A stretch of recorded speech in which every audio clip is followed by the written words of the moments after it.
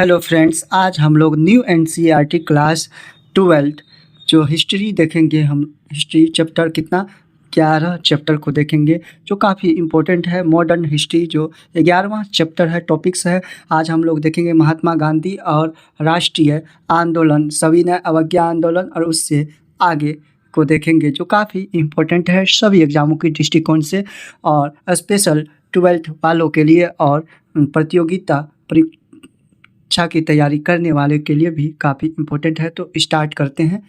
आज महात्मा गांधी, अब बात आती है महात्मा गांधी तो इसका पूरा नाम क्या था? तो मोहनदास करमचंद गांधी। इसके पिता का क्या नाम था? तो करमचंद गांधी था इसके पिता का नाम, ठीक है, करमचंद गांधी था। माता कौन थी? तो पुतली बाई, याद रखिएगा, काफ़ी इम्पोर्टेंट है पुतली बाई। और इसकी जन्म की बात करें तो 2 अक्टूबर 1869 ईस्वी को हुई महात्मा गांधी का जन्म। और मृत्यु की बात करें तो 30 जनवरी 1948 ईस्वी को इसका मृत्यु हो गया, ठीक है।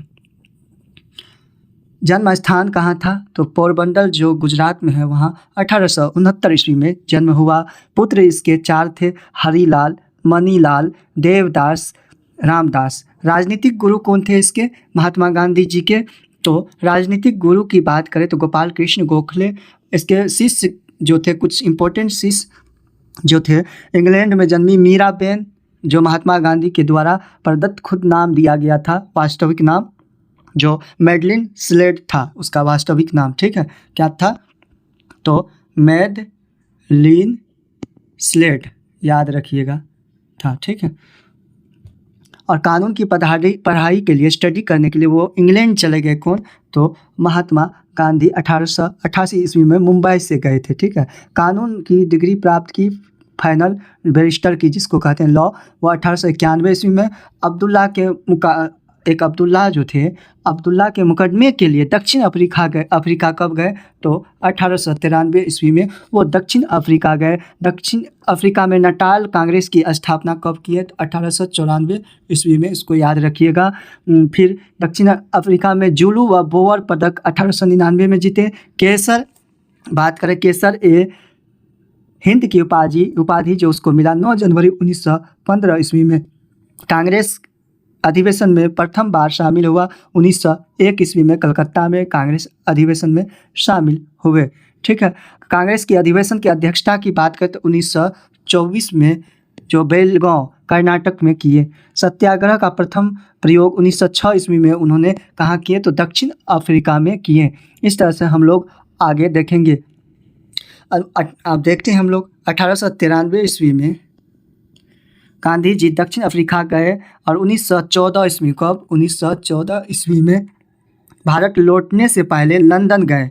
फिर 9 जनवरी, कब? 9 जनवरी 1915 ईस्वी को वो दिन कौन था? 1915 ईस्वी को दिन की बात करें, शनिवार यानी सैटरडे, सुबह 9 बजे लौटे। किस जहाज़ से? तो जहाज़ का नाम था एस अरेबिया से मुंबई पहुंचे वो, ठीक है। इस तरह से हम लोग अब देखते हैं हम आगे। राष्ट्रवाद के इतिहास में प्रायः एक अकेले व्यक्ति को राष्ट्र निर्माण के साथ जोड़कर देखा जाता है। एग्जाम्पल के लिए हम इटली के निर्माण के साथ, गैरिबोल्डी को अमेरिकी स्वतंत्रता युद्ध के साथ। अमेरिकी स्वतंत्रता युद्ध कब हुई? तो 19 अप्रैल 1775 ईस्वी को स्टार्ट हुई और 9 अप्रैल 1865 ईस्वी तक चला, ठीक है। जॉर्ज वाशिंगटन को और वियतनाम को औपनिवेशिक शासन से मुक्त कराने के संघर्ष से हो ची मिन्ह को जोड़ कर देखते हैं। इसी तरह महात्मा गांधी को भारतीय राष्ट्र का पिता माना गया है।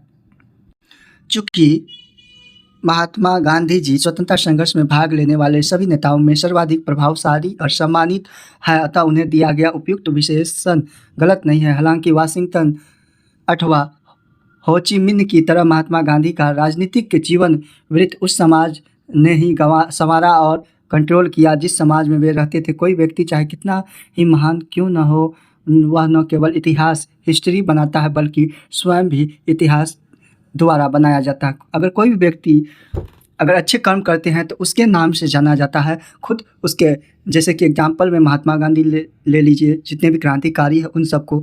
तो इस अध्याय में 1915 से 1948 या के बारे में, यानी 1915 में जब वह वापस इंडिया लौटे दक्षिण अफ्रीका से, और 1948 में मृत्यु तक के महत्वपूर्ण काल के दौरान महात्मा गांधी जी ने की गतिविधियों का विश्लेषण किया गया है। यह भारतीय समाज के विभिन्न हिस्सों के साथ उनके संपर्कों और उनके द्वारा प्रेरित तथा नेतृत्व किए गए लोकप्रिय संघर्षों की छानबीन करता है। यह अध्याय जो है विद्यार्थी के स्टूडेंट के समक्ष उन अलग अलग प्रकार के स्रोतों को भी रखता है जिनका इस्तेमाल इतिहासकार एक नेता के जीवन, वृत्ति या सर्किल तथा वह जिन सामाजिक आंदोलन से जुड़ा रहा है पुनर्निर्माण में करते हैं। तो देख सकते हैं हम लोग, यह है दृश्य है मार्च 1930 में नमक यात्रा शुरू करने से पूर्व साबरमती आश्रम के किनारे, साबरमती आश्रम अहमदाबाद के किनारे अपने आश्रम के निकट समर्थकों से बात करते हुए। देख सकते हैं कितनी भीड़ है। स्वयं की उद्घोषणा करता एक नेता मोहनदास करमचंद गांधी में 2 दशक रहने के बाद, यानी वो बाहर विदेश में 2 दशक, हालांकि 2 दशक से अधिक हो, लगभग 22 साल रहने के बाद जनवरी 1915 में अपनी गृह भूमि वापस आए। इन वर्षों का अधिकांश हिस्सा उन्होंने दक्षिण अफ्रीका में बिताया। यहाँ से वे एक वकील के रूप में, बैरिस्टर के रूप में गए थे और बाद में वे इस क्षेत्र के भारतीय समुदाय के नेता, लीडर बन गए। जैसा कि इतिहासकार चंद्रन देवनेसन ने टिप्पणी की है कि दक्षिण अफ्रीका में ही गांधी जी को महात्मा बनाया गया। दक्षिण अफ्रीका में ही महात्मा गांधी ने पहली बार सत्याग्रह के रूप में जानी गई अहिंसात्मक विरोध की अपनी विशिष्ट टेक्नोलॉजी का इस्तेमाल किया, विभिन्न धर्मों के बीच सौहार्द लोकप्रियता बढ़ाने का प्रयास किया तथा उच्च जातियों को निम्न जातियों और महिलाओं के प्रति भेदभाव वाले व्यवहार के लिए चेतावनी भी दी। यानी कि जितने भी उच्च कुल के आदमी निम्न कुल के साथ अभद्र करते थे उनको भी वो बुरी नज़र से देखते थे, वो इक्वल मानते थे। ठीक है। 1915 में जब महात्मा गांधी भारत आए तो उस समय 1915 यानी 9 जनवरी 1915, कब 9 जनवरी 1915 को आए तो उस समय भारत में 1893 में जब वे यहाँ से गए थे तब के समय में अपेक्षाकृत भिन्न था, यानी बहुत डेवलप हो चुकी थी, बहुत ही बदले हुए थे।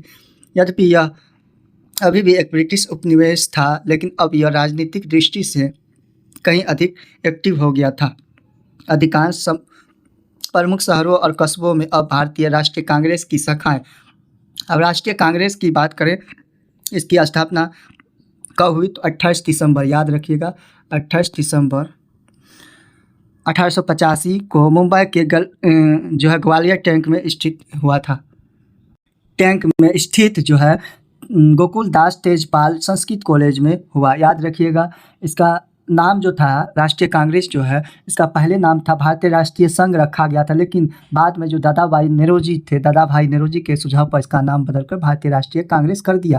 राष्ट्रीय कांग्रेस की स्थापना की बात करें तो भारतीय राष्ट्रीय कांग्रेस एक अवकाश प्राप्त अंग्रेज ICS अधिकारी एलन ऑक्टेरियन हुम के द्वारा 28 दिसंबर 1885 को किया गया। तो इस तरह से हम लोग देखते हैं राष्ट्रीय कांग्रेस की शाखाएं थी। 1905 से 7 के स्वदेशी आंदोलन के माध्यम से इसने व्यापक रूप से मध्य वर्ग के बीच अपनी अपील का विस्तार कर लिया था। इस आंदोलन के कुछ प्रमुख नेताओं को जन्म दिया, जिनमें महाराष्ट्र के बाल गंगाधर तिलक की जन्म की बात करते 23 जनवरी 1856 में बम्बई यानी रत्नागिरी बम्बई में हुआ। बंगाल के बिपिन चंद्रपाल का जन्म 7 नवंबर 1858 ईस्वी को हबीबगंज सदर जो बांग्लादेश में हुआ। और पंजाब के जिसको लाला लाजपत राय जो है, इसका नाम पंजाब केसरी के नाम से भी जाना जाता है। इसका जन्म की बात करें तो 28 जनवरी 1865 ईस्वी को हुई, जो DK पंजाब के लुधियाना डिस्ट्रिक्ट में है, वहाँ पे हुआ। ठीक है। ये तीनों लाल, बाल और पाल के रूप में जाना जाता है, इंपॉर्टेंट है, जाने जाते हैं। तीनों का यह जो उनके संघर्ष के अखिल भारतीय चरित्र की सूचना देता था, क्योंकि तीनों के मूल निवास क्षेत्र एक दूसरे से बहुत दूर थे। इन नेताओं ने जहां औपनिवेशिक शासन के प्रति लड़ाकू विरोध का समर्थन किया, वही उदारवादियों का एक समूह था।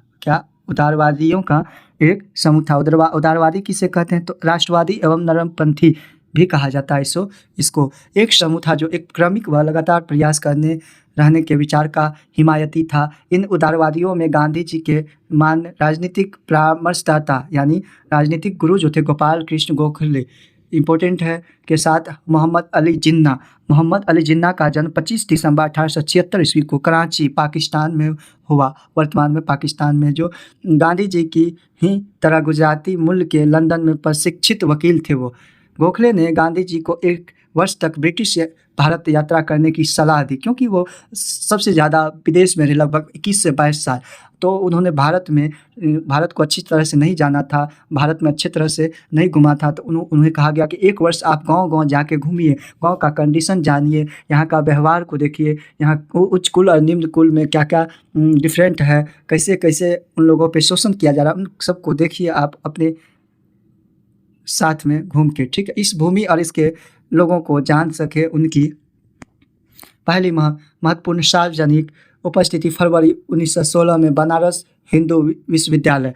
अब बनारस हिंदू विश्वविद्यालय जिसको कहते हैं ना BHU जो है, इसका उद्घाटन समारोह 4 से 6 फरवरी 1916 को हुई। कब? 4 से 6 फरवरी, ठीक है। अध्यक्ष थे कौन थे? तो लॉर्ड हार्डिंग 4 फरवरी को वहाँ BHU गए, ठीक है। उसी दिन जो है महात्मा गांधी ने 6 फरवरी को, कब? 6 फरवरी को महात्मा गांधी जी भाषण दिए, काफ़ी भाषण दिए। उन्होंने उच्च और नीच के बारे में यानी सभी को इक्वल कहा, और उन्होंने ये भी कहा कि उस भाषण में कि यहाँ BHU एक यूनिवर्सिटी खुलने से यहाँ के लोगों को काफ़ी मदद मिलेगी, इस टाइप का उन्होंने काफ़ी भाषण दिए। फिर विश्वविद्यालय के उद्घाटन समारोह में हुए इस समारोह में आमंत्रित व्यक्तियों में से वे राजा और मानव प्रेमी थे, जिनके द्वारा दिए गए दान में बनारस BHU की स्थापना में योगदान दिया गया। समारोह में एनी बेसेंट जैसे कांग्रेस के प्रमुख नेता भी उपस्थित थे। इन प्रतिष्ठित व्यक्तियों की तुलना में गांधी जी अपेक्षाकृत अज्ञात थे, यानी उसको वो कोई इंडिया में तो जान ही नहीं रहे थे। वो अधिक तो लगभग 22 साल जो है, 21 साल 22 साल विदेश में रहे। उन्होंने बैरिस्टर की पढ़ाई की, वहाँ उन्होंने अच्छे काले गोरे के प्रति अच्छे से भेदभाव को सही किया। उन्होंने वहाँ संघर्ष की, वहाँ महात्मा की उपाधि मिली। तो वहाँ इंडिया के लोग उन्हें अभी नहीं जानते थे, अज्ञात थे। उन्हें यहाँ भारत के अंदर उनकी प्रतिष्ठा के कारण नहीं, बल्कि दक्षिण अफ्रीका में उनके द्वारा किए गए कार्य के आधार पर उन्हें आमंत्रित इनवाइट किया गया था, ठीक है। जब गांधी जी को बोलने की बारी आई तो उन्होंने मजदूर गरीबों की ओर ध्यान न देकर भारतीय विशिष्ट वर्ग को आड़े हाथों लिया। उन्होंने कहा कि बनारस हिंदू विश्वविद्यालय की स्थापना निश्चय ही अत्यंत शानदार है, किंतु उन्होंने वहाँ धनी व सजे सवेरे भद्रजनों की उपस्थिति और लाखों गरीब भारतीयों की अनुपस्थिति के कारण, यानी गरीबों सब थे उनकी अनुपस्थिति थी, उनको इनवाइट ही नहीं किया गया था, के बीच की विषमता पर अपना चिंता प्रकट की। गांधी जी ने विशेष सुविधा प्राप्त आमंत्रितों से कहा कि भारत के लिए मुक्ति तब तक संभव नहीं है जब तक कि आप अपने को इन अलंकरणों से मुक्त न कर ले और उन्हें भारत में अपने हमवतनों की भलाई में न लगा दे। वे कहते गए कि हमारे लिए स्वशासन का तब तक कोई अभिप्राय नहीं है जब तक हम किसानों से उनके श्रम का लगभग संपूर्ण लाभ एवं अन्य लोगों को ले लेने की अनुमति देते रहेंगे। हमारी मुक्ति केवल किसानों के माध्यम से ही हो सकती है, न तो वकील, न डॉक्टर, न ही जमींदार इसे सुरक्षित रख सकते हैं।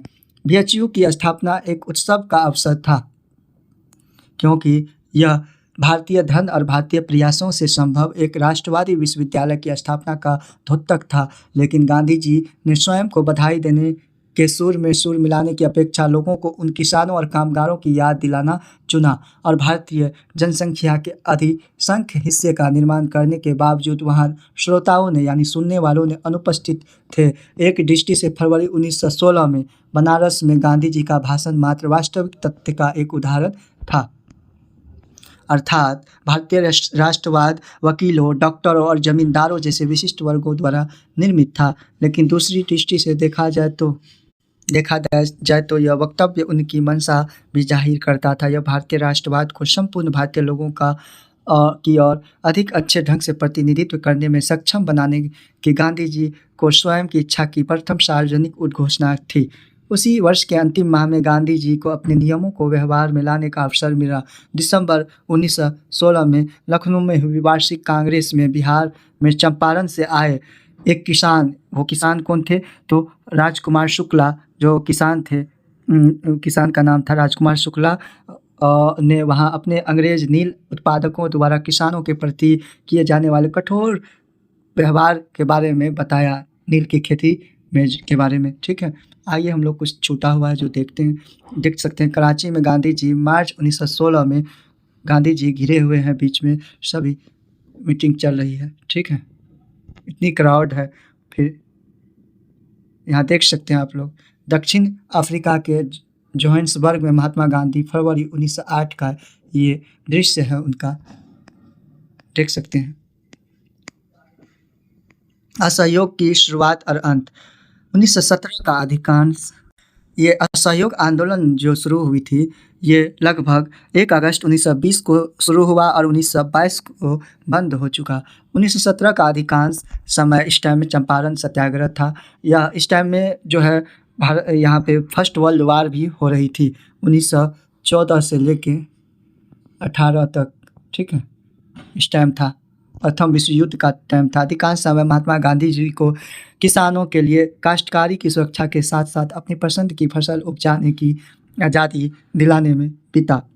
अगले वर्ष यानी 1918 में गांधी जी गुजरात के अपने गृह राज्य में 2 अभियानों में संलग्न रहे। सबसे पहले उन्होंने अहमदाबाद जो हुआ था आंदोलन, कब, फरवरी 1918 में एक श्रम विवाद में हस्तक्षेप कर कपड़े के मिलों के काम करने वालों के लिए काम करने की बेहतर स्थितियों की मांग की। इसके बाद उन्होंने खेरा आंदोलन जो हुआ था 22 मार्च 1918, इसको याद रखिएगा।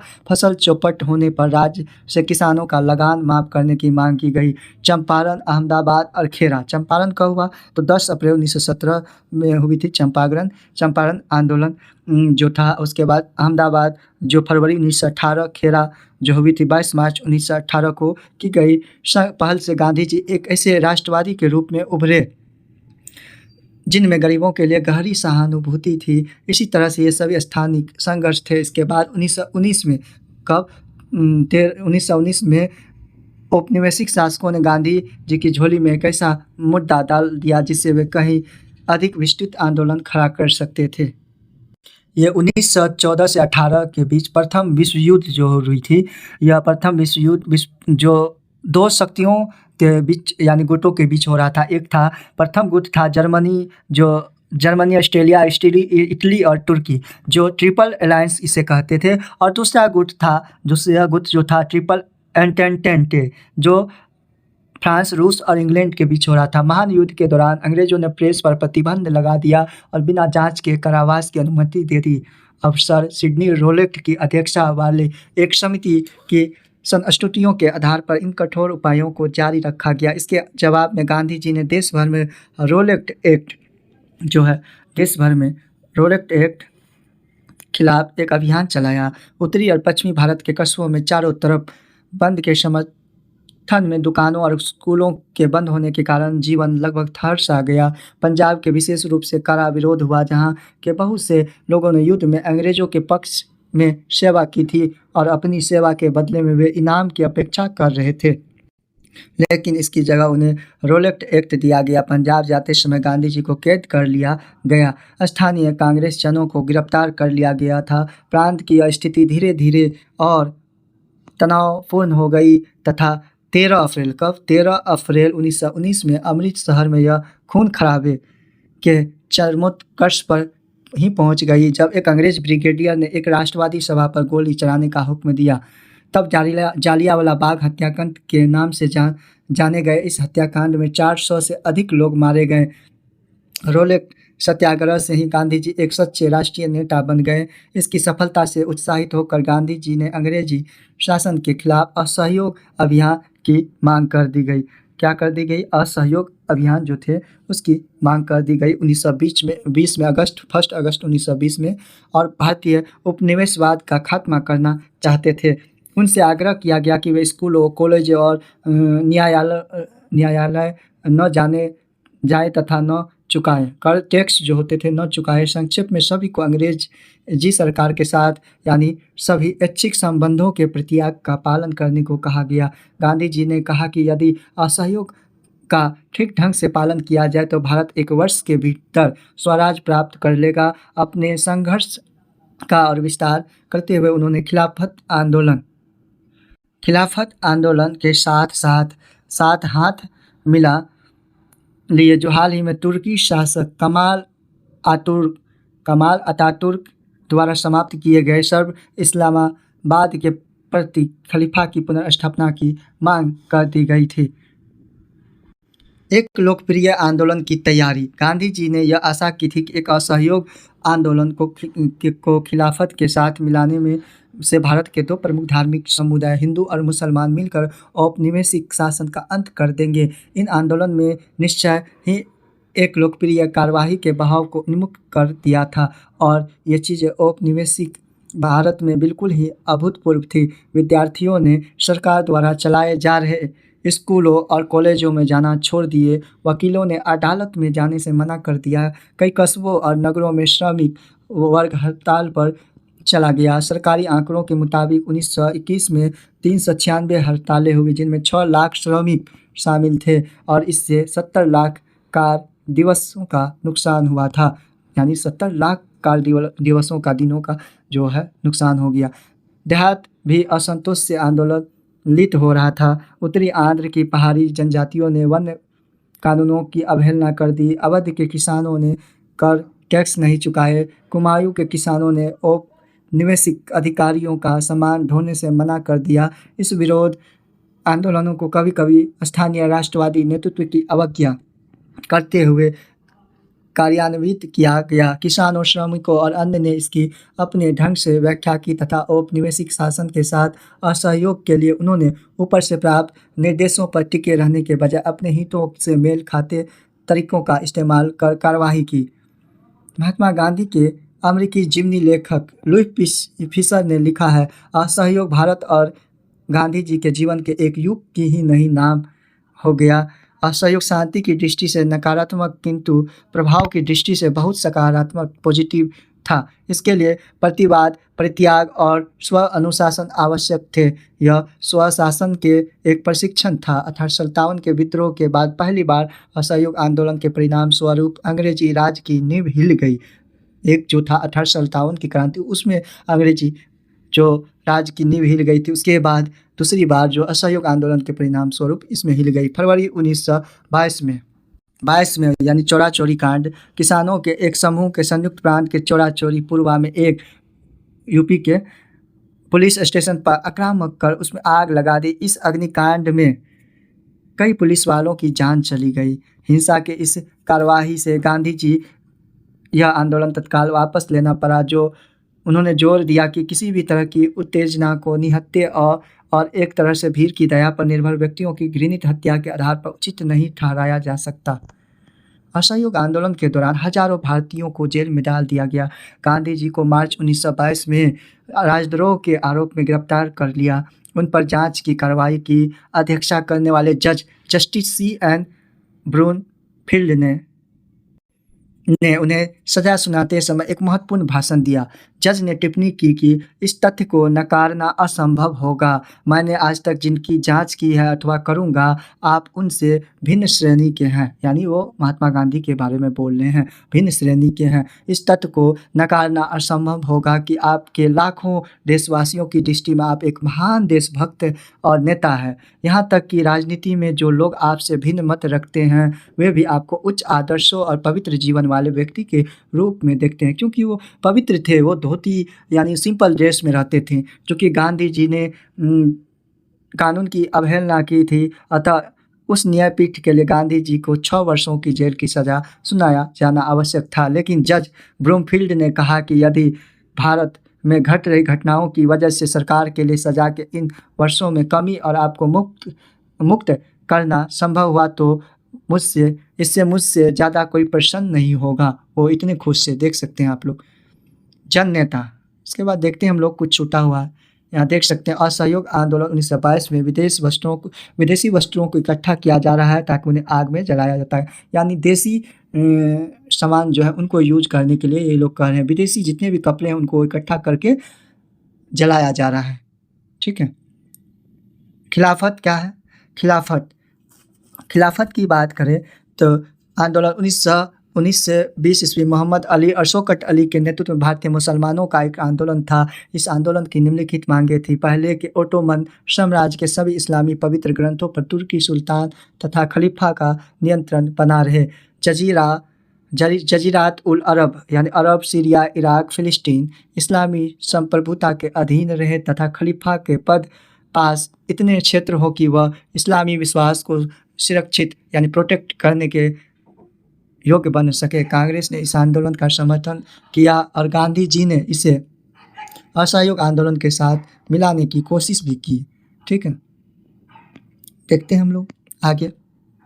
जन नेता, जन जन का नेता। 1922 तक गांधी जी ने भारतीय राष्ट्रवाद को एकदम परिवर्तित कर दिया। इस प्रकार फरवरी 1916 में बनारस हिंदू विश्वविद्यालय में अपने भाषण में किए गए वायदे को उन्होंने पूरा किया। अब यह व्यवसायिकों व बुद्धिजीवियों का ही आंदोलन नहीं रह गया था। अब हजारों की संख्या में किसानों, श्रमिकों और कारीगरों ने भी इसमें भाग लेना शुरू कर दिया। इनमें कई गांधी जी के प्रति आदर व्यक्त करते हुए उन्हें अपना महात्मा कहने लगे, तो कईयों ने उन्होंने इस बात की प्रशंसा की कि गांधी जी उनकी ही तरह के वस्त्र पहनते हैं, यानी नॉर्मल उनकी ही तरह रहते हैं और उनकी भाषण में बोलते हैं।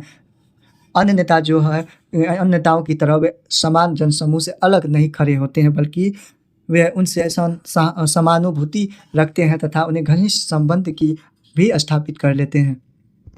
सामान्य जन के साथ इस प्रकार की पहचान उनके वस्त्रों में विशेष रूप से परिलक्षित होती थी। जहां वह अन्य राष्ट्रवादी नेता पश्चिमी शैली सूट यानी अच्छे सूट वूट कोट पहनते थे अथवा भारतीय बंद गला जैसे औपचारिक वस्त्र पहनते थे, वे गांधी जी लोगों के बीच एक साधारण धोती में जाते थे। इस बीच प्रत्येक दिन का कुछ हिस्सा वे चरखा चलाने में बिताते थे। अन्य यानी राष्ट्रवादियों को भी उन्होंने ऐसा करने के लिए प्रोत्साहित किया। सूत कटाई के कार्य में गांधी जी को पारंपरिक जाति व्यवस्था में प्रचलित मानसिक श्रम और शारीरिक श्रम की दीवार को तोड़ने में मदद दी। देखते हैं हम लोग आगे।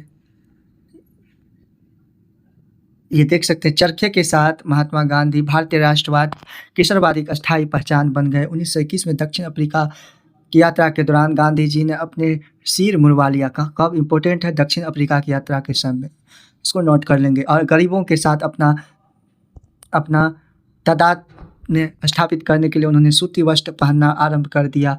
उनका यह नया रूप तपस्या और संयम का प्रतीक भी बना और ऐसी विशेषताएं थी जिनका गांधी जी आधुनिक मॉडर्न विश्व की उपभोक्तवादी संस्कृति के प्रति उत्तर में गुणगान करते थे।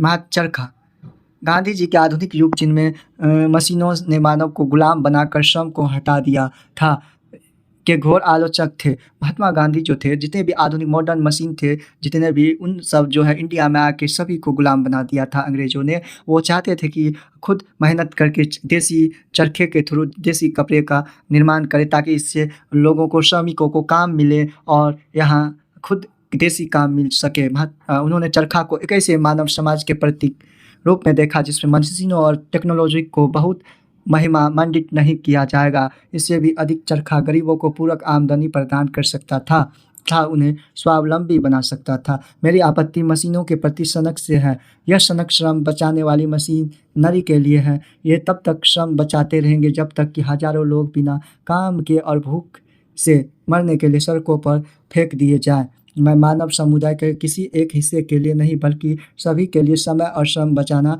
चाहता हूँ। मैं धन का केंद्रीकरण कुछ ही लोगों के हाथों में नहीं बल्कि सभी के हाथों में करना चाहता हूँ। यह यंग इंडिया जो पत्रिका है 13 नवंबर 1924 का है। और ये भी देख सकते हैं, खद्दर मशीनरी को नष्ट नहीं करना चाहता बल्कि यह इसके प्रयोग को नियमित करना चाहता है, इसके विकास को कंट्रोल करता है। यह मशीनरी का प्रयोग सर्वाधिक गरीब लोगों के लिए उनकी अपनी झोपड़ियों में करता है। पहिया अपने आप में ही मशीनरी का एक उत्कृष्ट नमूना है।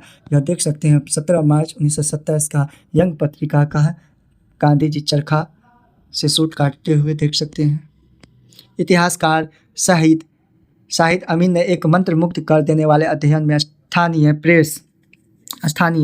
प्रेस जो है द्वारा ज्ञात रिपोर्टों और अफवाहों के जरिए पूर्वी उत्तर प्रदेश के किसानों के मन में महात्मा गांधी जी की जो कल्पना थी उसे ढूंढ निकालने की कोशिश की। फरवरी 1921 में जब वे इस क्षेत्र से गुजर रहे थे तो हर जगह भीड़ ने उनका बड़े प्यार से स्वागत किया।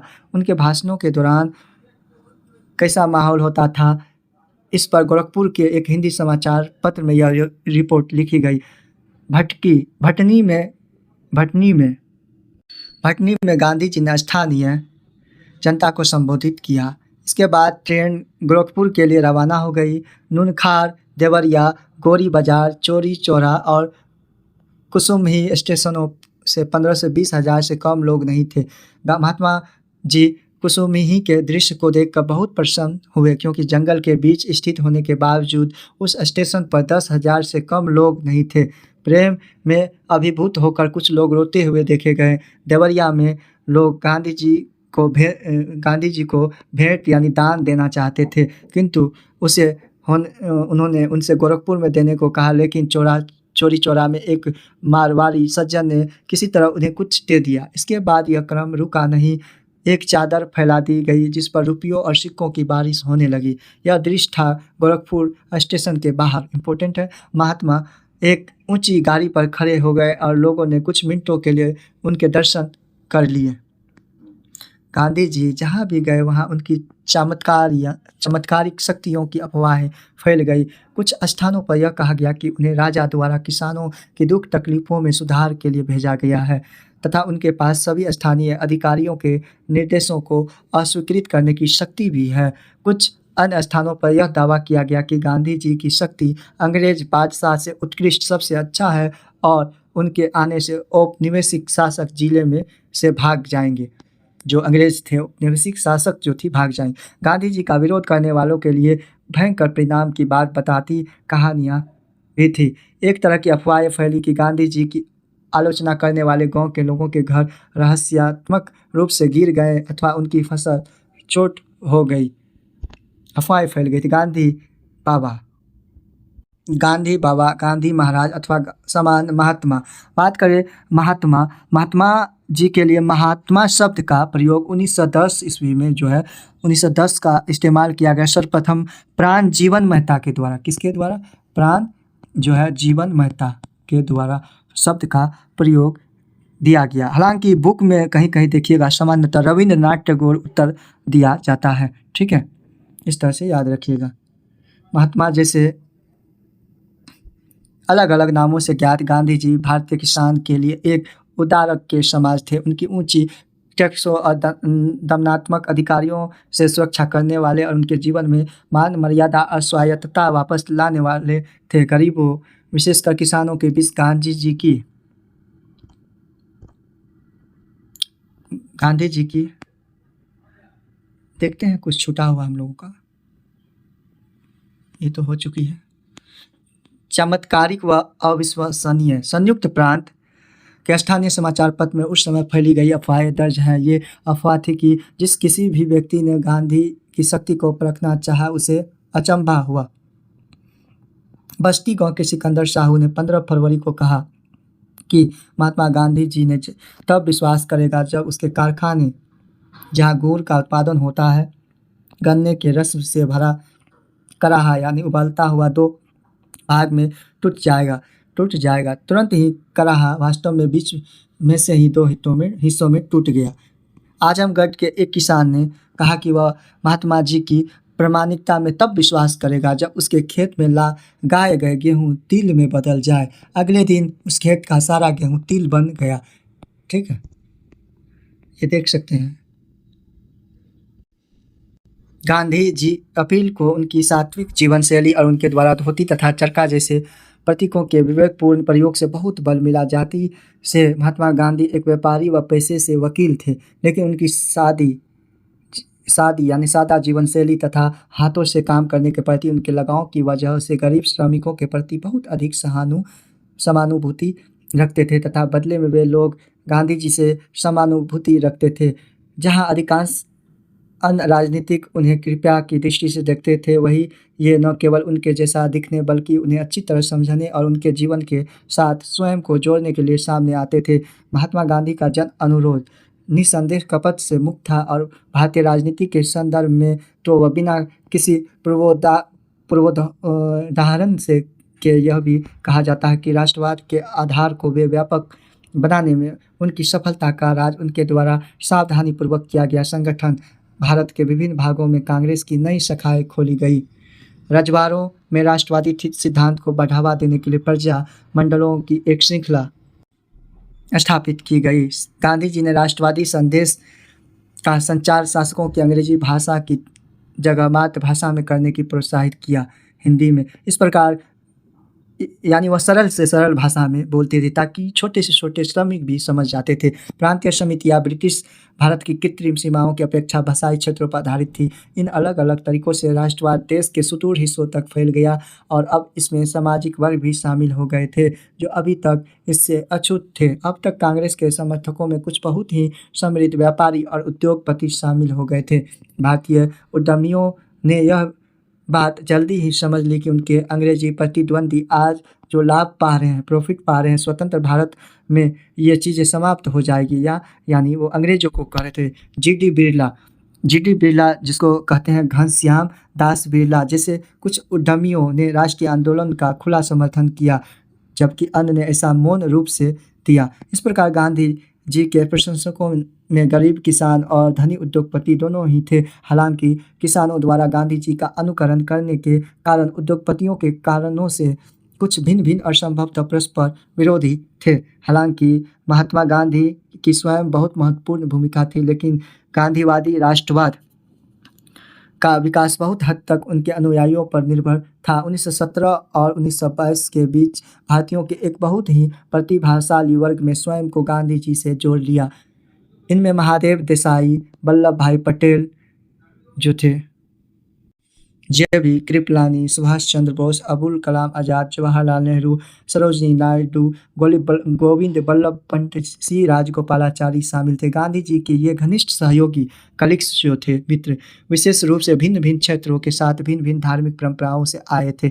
इनके बाद उन्होंने अनगिनत अन्य भारतीयों को कांग्रेस में शामिल होने और उसके लिए काम करने के लिए प्रेरित किया। महात्मा गांधी फरवरी 1924 में जेल से रिहा हो गए और उन्होंने अपना ध्यान घर में बुने कपड़े यानी खादी को बढ़ावा देने तथा छुआछूत को समाप्त करने पर लगाया। गांधी जी के राजनीतिक जितने थे उतने ही वे समाज सुधारक भी थे। उनका विश्वास था कि स्वतंत्रता के योग बनने के लिए भारतीयों को बाल विवाह जो था 1929 में आया हुआ था और छुआछूत जैसी सामाजिक बुराइयों से मुक्त होना पड़ेगा। एक मत के भारतीयों को दूसरे मत के भारतीयों के लिए सच्चा संयम लाना होगा। इस प्रकार उन्होंने हिंदू मुसलमानों के बीच सौहार्द पर बल दिया, एकता पर बल दिया। इसी तरह आर्थिक स्तर पर भारतीयों को स्वावलंबी बनाना सीखना होगा। ऐसा करके उन्होंने समुद्र पार से आयातित मिल में बने वस्त्रों के स्थान पर खादी पहनने की महत्ता पर जोर दिए।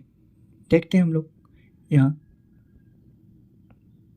ऐसा अफवाह थी कि गांधी जी का विरोध करने वाले लोग निरपवाद रूप से किसी न किसी त्रासदी का शिकार हुए। गोरखपुर में एक सज्जन ने चरखा चलाए जाने की आवश्यकता पर प्रश्न उठाया। उनके घर में आग लग गई। अप्रैल 1921 में उत्तर प्रदेश के गांव में कुछ लोग जुआ खेल रहे थे। किसी ने उन्हें देखा ऐसा करने से रोका। जुआ खेल रहे ग्रुप में से एक ने रुकने से मना कर दिया और गांधी जी को अपशब्द कहा। अगले दिन उसकी बकरी को उसके ही 4 कुत्तों ने काट खाया। देख सकते हैं गोरखपुर के एक गांव में किसानों ने शराब पीना छोड़ने का निश्चय किया। एक व्यक्ति अपने निश्चय पर कायम नहीं रहा। जब वह शराब की दुकान की तलाश में जा रहा था तो उसके रास्ते में रो पत्थरों की बारिश होने लगी। जो ही उसने गांधी जी का नाम लिया, पत्थरों की बारिश बंद हो गई। शाहिद अमीन गांधी जी का जी.एच. महात्मा साल्बर्ट एडिथर्ड ऑक्सफोर्ड यूनिवर्सिटी के द्वारा है। ये देख सकते हैं आप लोग।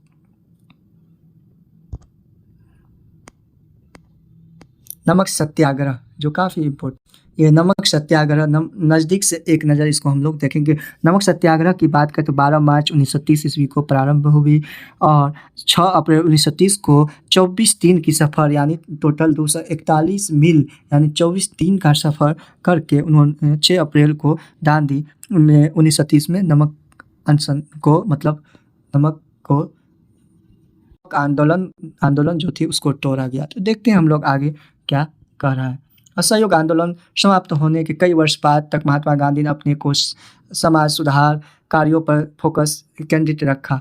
1928 उन्होंने पुनः राजनीति में प्रवेश करने की सोची। उस वर्ष सभी श्वेत सदस्यों वाले साइमन कमीशन, जो साइमन कमीशन क्या था, तो यह साइमन कमीशन काफ़ी इंपॉर्टेंट है, इसको रखिएगा। यो जॉन साइमन की अध्यक्षता में, जॉन साइमन जो थे वो पूछा गया, बीपीएससी में पूछा गया क्वेश्चन है, जॉन साइमन जो है किस पार्टी से बिलोंग करते थे, तो लिबर पार्टी से, इसको याद रखिएगा। अध्यक्षता में 7 सदस्यीय वाले आयोग का गठन 1927 में किया गया था। सभी सदस्य जो थे ब्रिटिश यानी ब्रिटिशियन थे, जो 1928 में भारत आए हुए थे। इस तरह से औपनिवेशिक की स्थितियों की जांच पड़ताल के लिए इंग्लैंड से भेजा गया था। इसके विरुद्ध अखिल भारतीय अभियान चलाया जा रहा था। गांधी जी ने स्वयं इस आंदोलन में भाग नहीं लिया था, पर उन्होंने इस आंदोलन को अपना आशीर्वाद दिया था। इसी वर्ष बारडोली में होने वाले एक किसान सत्याग्रह के साथ भी उन्होंने ऐसा किया था।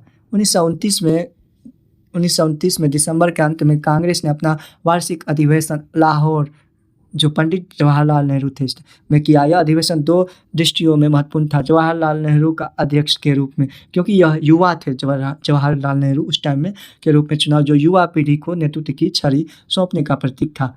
और पूर्ण स्वराज अथवा पूर्ण स्वतंत्रता की उद्घोषणा। अब राजनीतिक की गति एक बार फिर बढ़ गई थी। 26 जनवरी 1930 को विभिन्न स्थानों पर राष्ट्रीय ध्वज फहराकर और देशभक्ति के गीत गाकर स्वतंत्रता दिवस मनाया गया। गांधी जी ने स्वयं सुस्पष्ट निर्देश देकर बताया कि इस दिन को कैसे मनाया जाना चाहिए। उन्होंने कहा कि यदि स्वतंत्रता की उद्घोषणा सभी वर्गों, गांवों और सभी शहरों यहाँ तक कि अच्छा होगा। अगर सभी जगहों पर एक ही समय में संगोष्ठियाँ हो तो अच्छा होगा। गांधी जी ने सुझाव दिया कि नगाड़े पीटकर पारंपरिक तरीके से संगोष्ठी के समय की घोषणा की जाए। राष्ट्रीय ध्वज को फहराए जाने से समारोहों की शुरुआत होगी। दिन का बाकी हिस्सा किसी रचनात्मक कार्य में, चाहे वह सूत कटाई को हो अथवा अछूतों की सेवा अथवा हिंदुओं और मुसलमानों का पुनर्मिलन अथवा निषिद्ध कार्य अथवा ये सभी एक साथ करने में व्यतीत होगा। यह असंभव नहीं है। इसमें भाग लेने वाले लोग दृढ़तापूर्वक यह प्रतिज्ञा लेंगे कि अन्य लोगों की तरह भारतीय लोगों को भी स्वतंत्रता और अपने कठिन परिश्रमों के फल का आनंद लेने का अहर्निश अधिकार है, और यह कि यदि कोई सरकार लोगों को इन अधिकारों से वंचित रखती है यानी रोकती है, तो उनका दमन करती है, तो लोगों को उन्हें बदलने अथवा समाप्त करने का भी अधिकार होगा। दांडी।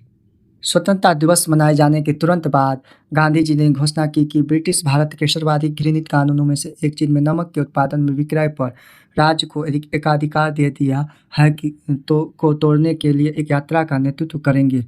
नमक एकाधिकार के जिस मुद्दे का उन्होंने चयन किया था, वह गांधी जी की कुशल समझदारी का एक अन्य उदाहरण था। प्रत्येक भारतीय घर में नमक का प्रयोग अपरिहार्य था, लेकिन उसके लिए बावजूद उन्होंने घरेलू प्रयोग के लिए भी नमक बनाने से रोका गया, यानी कि उसमें भी टैक्स लिया जाने लगा और रोकने लगा। इस तरह उन्होंने दुकानों में ऊंचे दाम पर नमक खरीदने के लिए बाध्य कर दिया गया।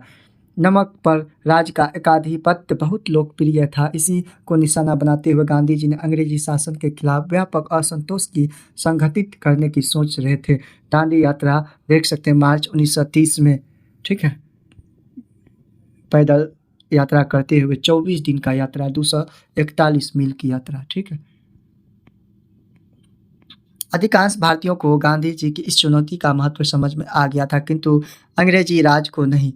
हालांकि गांधी जी ने अपनी नमक यात्रा को पूर्व सूचना वायसराय लॉर्ड इरविन को दे दी थी, किंतु इरविन उनकी इस कार्यवाही के महत्व को न समझ सके और 12 मार्च 1930 को गांधी जी ने साबरमती में अपने आश्रम से समुद्र की ओर चलना शुरू किया।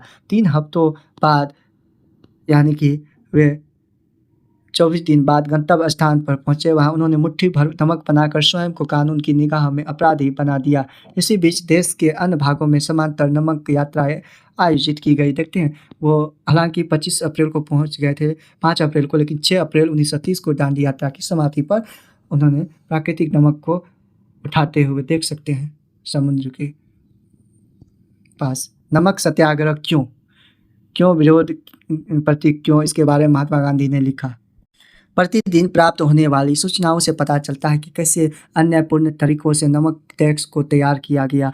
बिना टैक्स जो कभी कभी नमक के मूल्य का 14 गुना तक होता था, अदा किए गए नमक के प्रयोग को रोकने के लिए सरकार उस नमक को जिसे वह लाभ पर नहीं बेच पाती थी नष्ट कर देती थी। अतः यह राष्ट्र की अत्यधिक महत्वपूर्ण आवश्यकता पर टैक्स लगाती है। यह जनता को उसके उत्पादन से रोकती है और प्रकृति ने जिसे बिना किसी श्रम के उत्पादित किया है उसे नष्ट कर देती है। अतः किसी भी वजह से किसी चीज़ को स्वयं प्रयोग न कर पाने तथा अन्य को भी इसका प्रयोग न करने देने तथा ऐसे में इस चीज़ को नष्ट कर देने की इस अन्यायपूर्ण नीति को किसी भी विशेषण द्वारा नहीं बताया जा सकता है। विभिन्न स्रोतों में भारत के सभी भागों में इस राष्ट्र संपत्ति को बेलगाम ढंग से नष्ट किए जाने की कहानियाँ सुन रहा हूँ। तनों न सही पर कई मन नमक कोंकण तट पर नष्ट कर दिया गया।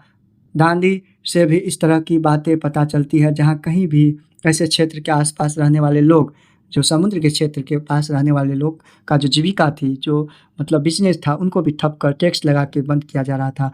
लोगों द्वारा अपने व्यक्तिगत प्रयोग हेतु प्राकृतिक नमक उठा ले जाने की संभावना दिखती है।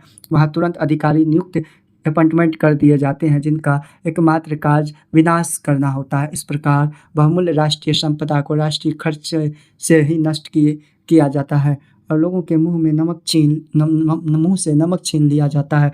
नमक एकाधिकार एक तरह से चौतरफा अभिशाप है। यह लोगों को बहुमूल्य सुलभ ग्राम उद्योग से वंचित करता है। प्रकृति द्वारा बहुतायत से उत्पादित संपदा का यह अतिशय विनाश करता है। इस विनाश का मतलब ही है और अधिक राष्ट्रीय खर्च। चौथा, और इस मूर्खता का चरमोत्कर्ष भूखे लोगों से 1000% से अधिक की उगाही करना। जो सभी के पास नमक, सभी घर घर नमक का प्रयोग होता है, जो दैनिक जीवन था, उन पे टैक्स लगाया जा रहा था। सामान्य जन की उदासीनता की वजह से लंबे समय से यह अस्तित्व में बना रहा। आज जनता पर्याप्त रूप से जग चुकी है, अतः इस टैक्स को समाप्त करना होगा। कितनी जल्दी इसे खत्म कर दिया जाए लोगों की क्षमता पर निर्भर करता है। यह देख सकते द कलेक्टेड वर्क्स ऑफ महात्मा के द्वारा खंडित है। कल हम नमक टैक्स कानून जो है उसको कल हम नमक कर टैक्स कानून तोड़ेंगे। हालांकि 5 अप्रैल को ही पहुंच गए थे। 5 अप्रैल 1930 को महात्मा गांधी दांडी में कहा, जब मैं अपने साथियों के साथ दांडी के इस समुद्र तटीय टोले की तरफ चला था तो मुझे यकीन नहीं था कि हमें यहाँ तक आने दिया जाएगा। जब मैं साबरमती में था तब भी यह अफवाह थी कि मुझे गिरफ्तार किया जा सकता है। तब मैंने सोचा था कि सरकार मेरे साथियों को तो दांडी तक आने देगी, लेकिन मुझे निश्चय ही यह छूट नहीं मिलेगी।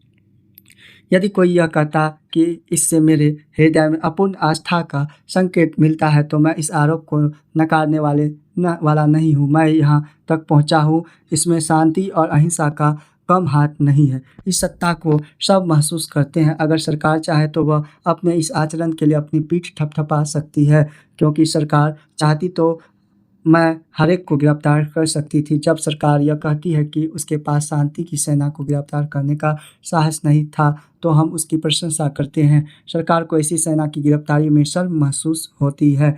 अगर कोई व्यक्ति ऐसा काम करने में शर्मिंदा महसूस करता है तो उसके पड़ोसियों को भी रास नहीं आ सकता है, तो वह एक शिष्ट सभ्य व्यक्ति है। सरकार हमें गिरफ्तार न करने के लिए बधाई दी जानी चाहिए, भले ही उनसे विश्व जनमत का ख्याल करके ही यह फैसला क्यों न लिया हो। देख सकते हैं, ऐसे बोले थे सभा में।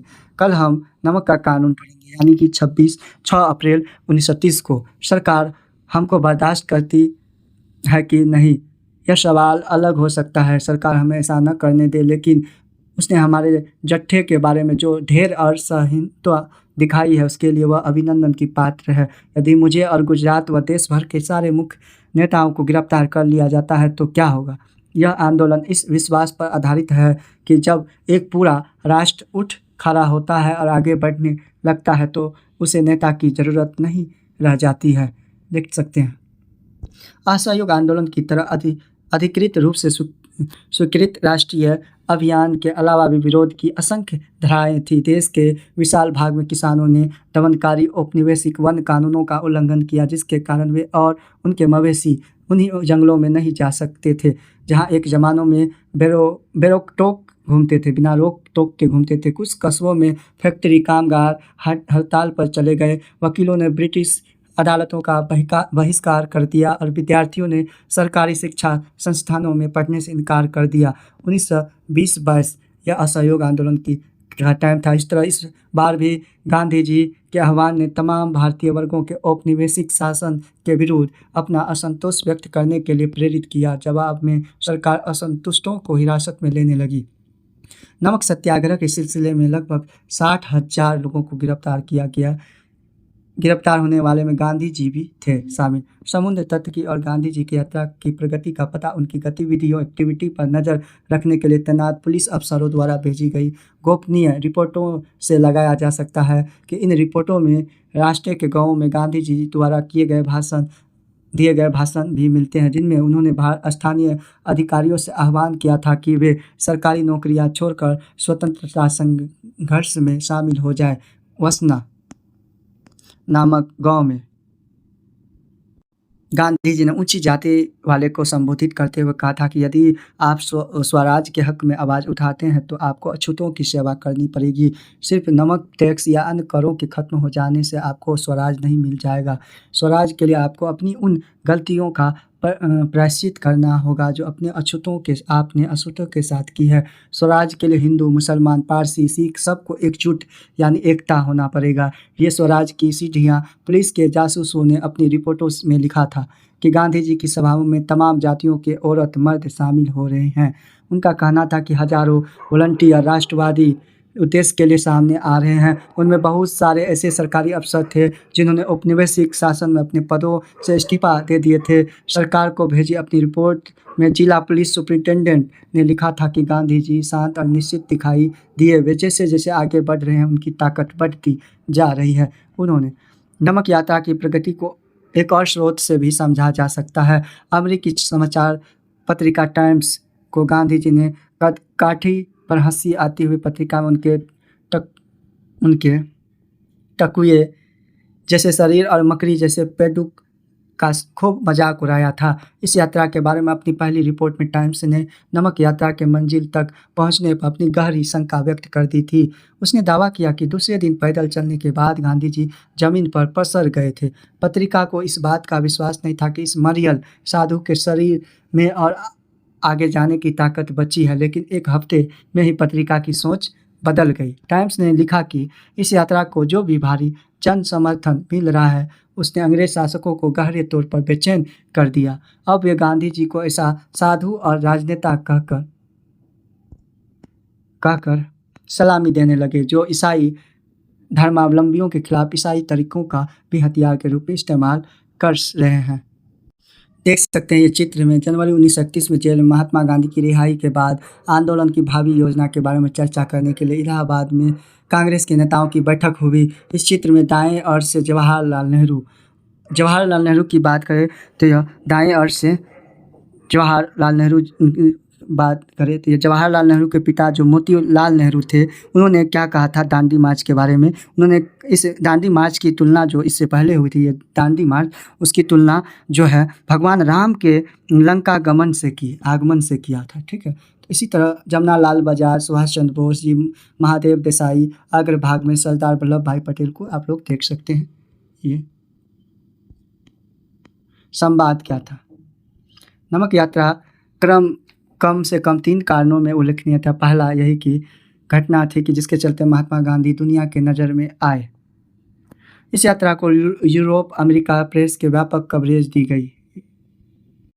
दूसरे, यह पहली राष्ट्रवादी गतिविधि थी जिसमें औरतों ने भी बढ़ चढ़कर हिस्सा लिया। समाजवादी कार्यकर्ता कमला देवी चट्टोपाध्याय जो महिला थी ने गांधी जी को समझाया कि वे अपने आंदोलन को पुरुषों तक ही सीमित न रखें। उनका कहना था कि महिलाओं को भी बढ़ चढ़कर इसमें हिस्सा लेने दे और पुरुषों तक ही नहीं रहने दे। कमला देवी खुद उन असंख्य औरतों में से एक थी जिन्होंने नमक या शराब कानून का उल्लंघन करते हुए सामूहिक गिरफ्तारी दी थी। तीसरा और संभवतः सबसे महत्वपूर्ण कारण यह था कि नमक यात्रा के कारण ही अंग्रेजों को यह एहसास हुआ था कि अब उनका राज बहुत दिन नहीं टिक सकेगा। उन्होंने भारतीयों को भी सत्ता में हिस्सा देना पड़ेगा।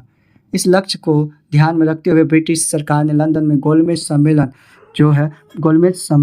जो लंदन में आयोजन शुरू किया। पहला गोलमेज सम्मेलन नवंबर 1930 में आयोजित किया गया जिसमें देश के प्रमुख नेता शामिल नहीं हुए। देश के जो है कितने कांग्रेस के नेता शामिल नहीं हुए। इसी कारण अंततः यह बैठक निरर्थक साबित हुई। जनवरी 1931 में गांधी जी को जेल से रिहा किया गया। अगले ही महीने वायसराय के साथ उनकी कई लंबी बैठकें हुई। इन्हीं यानी इरविन के साथ बैठकों के बाद गांधी जी इरविन समझौते पर सहमति बनी, जिसकी शर्तों में सविनय अवज्ञा यानी गांधी इरविन समझौता जो भी 5 मार्च 1931 को सविनय अवज्ञा आंदोलन को वापस लेना, सारे कैदियों की रिहाई, तटीय इलाकों में नमक उत्पादन की अनुमति देना, ये सब शर्त थे गांधी जी का। रेडिकल उग्रवादियों ने इन समझौतों की आलोचना की, क्योंकि गांधी जी वायसराय से भारतीयों के लिए राजनीतिक स्वतंत्रता का आश्वासन हासिल नहीं कर पाए थे। गांधी जी को इस संभावित लक्ष्य की प्राप्ति के लिए केवल वार्ताओं का आश्वासन मिला था। दूसरा गोलमेज सम्मेलन 1931 के आखिर में लंदन में आयोजित हुआ। उसमें गांधी जी कांग्रेस का नेतृत्व किए। दूसरे में गांधी जी नेतृत्व किए। इम्पोर्टेंट है। गांधी जी का कहना था कि उनकी पार्टी पूरे भारत का प्रतिनिधित्व करती है। इन दावे को 3 पार्टियों ने चुनौती दी है। मुस्लिम लीग का कहना था कि वह मुस्लिम अल्पसंख्यकों के हित में काम करती है। राज्य रजवाड़ों का दावा था कि कांग्रेस का उनके नियंत्रण वाले भूभाग पर कोई अधिकार नहीं है। तीसरे चुनौती तेज तर्रार वकील और विचारक BR अम्बेडकर की तरफ से थी। बात करें अम्बेडकर जी का, तो अम्बेडकर जी का जो जन्म हुआ था 14 अप्रैल 1891 ईस्वी को महू मध्य प्रदेश में, मृत्यु 6 दिसंबर 1956 को दिल्ली में हुई। ठीक है। कहना था कि गांधी जी और कांग्रेस पार्टी निचली जातियों का प्रतिनिधित्व नहीं करते हैं, यानी कि वो प्रतिनिधित्व नहीं करते हैं। लंदन में यह हुआ सम्मेलन किसी नतीजे पर नहीं पहुंच सका, इसलिए सबों ने अपना अपना मत दिया। सब ने अपने अपने बारे में यानी जाति के बारे में कहा, जो खाली हाथ लौटना पड़ा। भारत लौटने पर उन्होंने सविनय अवज्ञा आंदोलन शुरू कर दिया। सविनय अवज्ञा आंदोलन जो थे शुरू कर दिया। ठीक है। नए वायसराय लॉर्ड विलिंगडन को गांधी जी से बिल्कुल हमदर्दी नहीं थी। अपनी बहन को लिखे एक निजी खत में दूसरा गोलमेज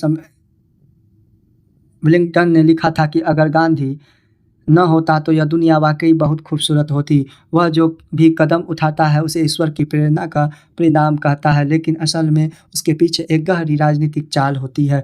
देखता हूँ कि अमेरिकी प्रेस इसको गजब का आदमी बताती है, लेकिन सच यह है कि हम निहायत अव्यावहारिक, रहस्यवादी और अंधविश्वासी जनता के बीच रह रहे हैं, जो गांधी जी को भगवान मान बैठी है। बहरहाल 1935 में नए गवर्नमेंट ऑफ इंडिया एक्ट में सीमित प्रतिनिधि शासन व्यवस्था का आश्वासन व्यक्त किया गया। 2 साल बाद सीमित मताधिकार के आधार पर हुए चुनावों में कांग्रेस को जबरदस्त सफलता मिली। 11 में से 8 प्रांतों में कांग्रेस के यानी ये बहरवाल वगैरह जो बंगाल में प्रधानमंत्री सत्ता में आए, जो ब्रिटिश गवर्नर की देखरेख में काम करते थे। कांग्रेस मंत्रिमंडलों के सत्ता में आने के 2 साल बाद सितंबर 1939 में दूसरा विश्व युद्ध शुरू हो गया। दूसरा विश्व युद्ध 39 से 45 तक चला। ठीक है, 44-45 तक। जवाहरलाल नेहरू दोनों ही हिटलर नाज़ियों के कट्टर आलोचक थे। कट्टर साम्राज्य जो अपनी शक्ति और गौरव को बढ़ाता है उसी को कहते हैं। तद अनुरूप उन्होंने फैसला लिया कि अगर अंग्रेज युद्ध समाप्त होने के बाद भारत को स्वतंत्र कर देने पर राजी हो तो कांग्रेस उनके युद्ध प्रयासों में सहायता दे सकती है। सरकार ने उनका प्रस्ताव खारिज कर दिया। इसके विरोध में कांग्रेसी मंत्रिमंडल में अक्टूबर 1939 में इस्तीफा दे दिया। युद्ध समाप्त होने के बाद स्वतंत्रता प्राप्ति के लिए शासकों पर दबाव डालने के वास्ते 1940 से 41 के दौरान कांग्रेस ने अलग अलग सत्याग्रह कार्यक्रमों का आयोजन शुरू किया। मार्च 1940 में मुस्लिम लीग ने उपमहाद्वीप के मुस्लिम बहुल इलाकों के लिए बहुत स्वायत्तता की मांग का प्रस्ताव पेश किया। अब राजनीति भूदृश्य काफ़ी जटिल हो गया था। अब यह संघर्ष भारतीय बनाम ब्रिटिश नहीं रह गया। अब यह कांग्रेस, मुस्लिम लीग और ब्रिटिश शासन 3 धुरियों के बीच का संघर्ष था। इसी समय ब्रिटेन की एक सर्वदलीय सरकार सत्ता में थी, जिसमें शामिल लेबर पार्टी के सदस्य भारतीय आकांक्षाओं के प्रति हमदर्दी का रवैया रखते थे, लेकिन सरकार के मुखिया प्रधानमंत्री विंस्टन चर्चिल कट्टर साम्राज्यवादी थे। कट्टर थे उन्होंने क्या थे तो कट्टर साम्राज्यवादी थे, जो अपनी शक्ति और गौरव के लिए चाहता है। उनका कहना था कि उन्हें सम्राट का सर्वोच्च मंत्री इसलिए नहीं नियुक्त किया गया कि वह ब्रिटिश साम्राज्य को टुकड़े टुकड़े कर दे। 1942 के वसंत में चर्चिल ने गांधी जी और कांग्रेस के साथ समझौते का रास्ता निकालने के लिए अपने एक मंत्री सर स्टेफर्ड क्रिप्स को भारत भेजा। क्रिप्स मिशन उसी टाइम में आया। क्रिप्स के साथ वार्ता में कांग्रेस ने इस बात पर जोर दिया कि अगर ध्रुवीय शक्तियों से भारत की रक्षा के लिए ब्रिटिश शासन कांग्रेस का समर्थन चाहता है तो वायसराय को सबसे पहले अपनी कार्यकारी परिषद में किसी भारतीय को एक रक्षा सदस्य के रूप में डिफेंस मेंबर के रूप में नियुक्त करना चाहिए। इसी बात पर वार्ता टूट गई। पृथक निर्वाचिका के बारे में समस्या। गोलमेज सम्मेलन के दौरान महात्मा गांधी ने दमिक वर्गों के लिए पृथक निर्वाचित प्रस्ताव के खिलाफ अपनी दलील पेश की गई। तो इसी टाइम में याद रखिएगा टू महात्मा सरोजिनी नायडू ने कहा था कि टू महात्मा किसने संबोधित किया था गांधी जी को, तो सरोजिनी नायडू ने। गांधी इरविन का सातवां पुरस्कार जो एलन कैंपबेल जॉनसन ने गांधी इरविन समझौते में गांधी जी के लाभ को सातवां पुरस्कार कहा था, यानी संवाद में। इसी टाइम में अपदृश्यों के लिए एक पृथक निर्वाचिका का प्रावधान करने से उनकी दास्ता अस्थायी रूप से लेगी। क्या आप चाहते हैं कि अपदृश्य हमेशा अपदृश्य ही बने? पृथक निर्वाचिका से उनकी प्रति कलंक का यह भाव और मजबूत हो जाएगा और ज़रूरत इस बात की है कि अपदृश्यता का विनाश किया जाए, और जब यह लक्ष्य प्राप्त हो ले तो एक अरियल श्रेष्ठ वर्ग द्वारा कमटर वर्ग पर यानी निम्न वर्ग पर थोपी गई यह अवैध व्यवस्था भी समाप्त हो जाएगी। जब आप इस अवैध प्रथा को नष्ट कर देंगे तो किसी को पृथक निर्वाचित की आवश्यकता ही कहाँ रह जाएगी। ये पृथक निर्वाचक पर अम्बेडकर के क्या विचार थे? दलित वर्गों के लिए पृथक निर्वाचिका के प्रस्ताव पर महात्मा गांधी के दलीलों के जवाब में अम्बेडकर ने लिखा, हमारे सामने एक ऐसा वर्ग है जो निश्चय ही खुद को कायम नहीं रख सकता। जिस धर्म से ये लोग बंधे हुए हैं उन्हें सम्मानजनक स्थान प्रदान करने की बजाय कोड़ियों की तरह देखता है जिनके साथ समान संबंध नहीं रखे जा सकते। आर्थिक रूप से यह ऐसा वर्ग है जो 2 वक्त की रोटी के लिए स्वर्ण हिंदुओं पर पूरी तरह आश्रित है, जिसके पास आजीविका का कोई स्वतंत्र साधन नहीं है। न केवल हिंदुओं के सामाजिक पूर्वाग्रहों के कारण उनके सारे रास्ते बंद हैं, बल्कि समग्र इतिहास में हिंदू समाज ने उनके सामने खुलने वाली हर संभावना को बंद कर दिया है, जिससे दलित वर्गों को जीवन में ऊपर उठने का कोई अवसर नहीं मिल सका। इन परिस्थितियों में सभी निष्पक्ष सोच वाले व्यक्ति इस बात पर सहमत होंगे कि आज सबसे बड़ी आवश्यकता यही है कि ऐसे अपंग समुदाय के पास संगठित निरंकुशता के विरुद्ध जीवन के संघर्ष का एकमात्र रास्ता यही है कि उसे राजनीतिक सत्ता में हिस्सा मिले। वो चाहते थे कि दलित के लिए भी एक राजनीतिक सत्ता में उन्हें हिस्सा मिले जिससे वह अपनी रक्षा कर सके। Doctor Baba Saheb Ambedkar what Congress and India have in to the untouchables writing and speeches में कहा था, उन्होंने स्पीच दिए थे उस टाइम में। ये देख सकते हैं आप लोग। दूसरा गोलमेज सम्मेलन लंदन नवंबर 1931 में महात्मा गांधी ने निम्न जातियों के लिए पृथक निर्वाचित की मांग का विरोध किया। उनका मानना था कि ऐसा करने पर समाज की मुख्य धारा में उनका एकीकरण नहीं हो पाएगा और स्वर्ण हिंदुओं से हमेशा के लिए अलग रह जाएंगे। ये देख रहे द्वितीय गोलमेज का। महात्मा गांधी और Rajendra Prasad viceroy Lord Lithgow के साथ बैठक के लिए जाते हुए 13 अक्टूबर 1939। इस बैठक में युद्ध में भारत की हिस्सेदारी के स्वरूप पर चर्चा की गई। उस टाइम में द्वितीय वर्ल्ड वार हो रहा था। उस टाइम जब वायसराय के साथ वार्ता टूट गई तो कांग्रेसी मंत्रिमंडल ने इस्तीफा दे दिया था। देख सकते हैं स्टेफर्ड क्रिप्स के साथ महात्मा गांधी जो है 1942 में देख सकते हैं भारत छोड़ो आंदोलन जो काफ़ी इम्पोर्टेंट है। यह आंदोलन 8 या 9 अगस्त 1942 को शुरू हुई थी। क्रिप्स मिशन की विफलता के बाद गांधी जी ने ब्रिटिश शासन के खिलाफ अपना तीसरा बड़ा आंदोलन छोड़ने का फैसला लिया, छेड़ने का। अगस्त 1942 8 अगस्त या 9 कहीं 9 अगस्त भी रहता शुरू किया गया। इस आंदोलन को अंग्रेजों भारत छोड़ो का नाम दिया था। हालांकि गांधी जी को फौरन गिरफ्तार कर लिया गया था, लेकिन देश भर के युवा कार्यकर्ता हड़तालों और तोड़फोड़ की कार्रवाइयों के जरिए आंदोलन चलाते रहे। कांग्रेस में जयप्रकाश नारायण जैसे समाजवादी सदस्य भूमिगत प्रतिरोध गतिविधियों में सबसे ज़्यादा एक्टिव थे। पश्चिम में सतारा और पूर्व में मेदिनीपुर जैसे कई जिलों में स्वतंत्र सरकार की स्थापना कर दी गई। अंग्रेजों ने आंदोलन के प्रति काफ़ी सख्त रवैया अपनाया, फिर भी इस विद्रोह को दबाने में सरकार को साल भर से ज़्यादा समय लग गया। भारत छोड़ो यानी क्विट मूवमेंट इंडिया आंदोलन सही मायने में एक जन आंदोलन था जिसमें लाखों आम हिंदुस्तानी शामिल थे। इस आंदोलन ने युवाओं को बड़ी संख्या में अपनी ओर आकर्षित किया। उन्होंने अपने कॉलेज छोड़कर जेल का रास्ता अपनाया। जिस दौरान कांग्रेस के नेता जेल में थे उसी समय जिन्ना तथा मुस्लिम लीग के उनके साथी अपना प्रभाव क्षेत्र फैलाने में लगे थे। इन्हीं सालों में लीग को पंजाब और सिंध में अपनी पहचान बनाने का मौका मिला, जहां अभी तक उसका कोई खास वजूद नहीं था। जून 1944 में जब विश्व युद्ध की समाप्ति की ओर था तो गांधी जी को रिहा कर दिया गया। जेल से निकलने के बाद उन्होंने कांग्रेस और लीग के बीच फैसले को पाटने के लिए जिन्ना के साथ कई बार बात की। 1945 में ब्रिटेन में लेबर पार्टी की सरकार बनी। यह सरकार भारतीय स्वतंत्रता के पक्ष में थे। ये सरकार जो थे भारत की स्वतंत्रता के पक्ष में थे।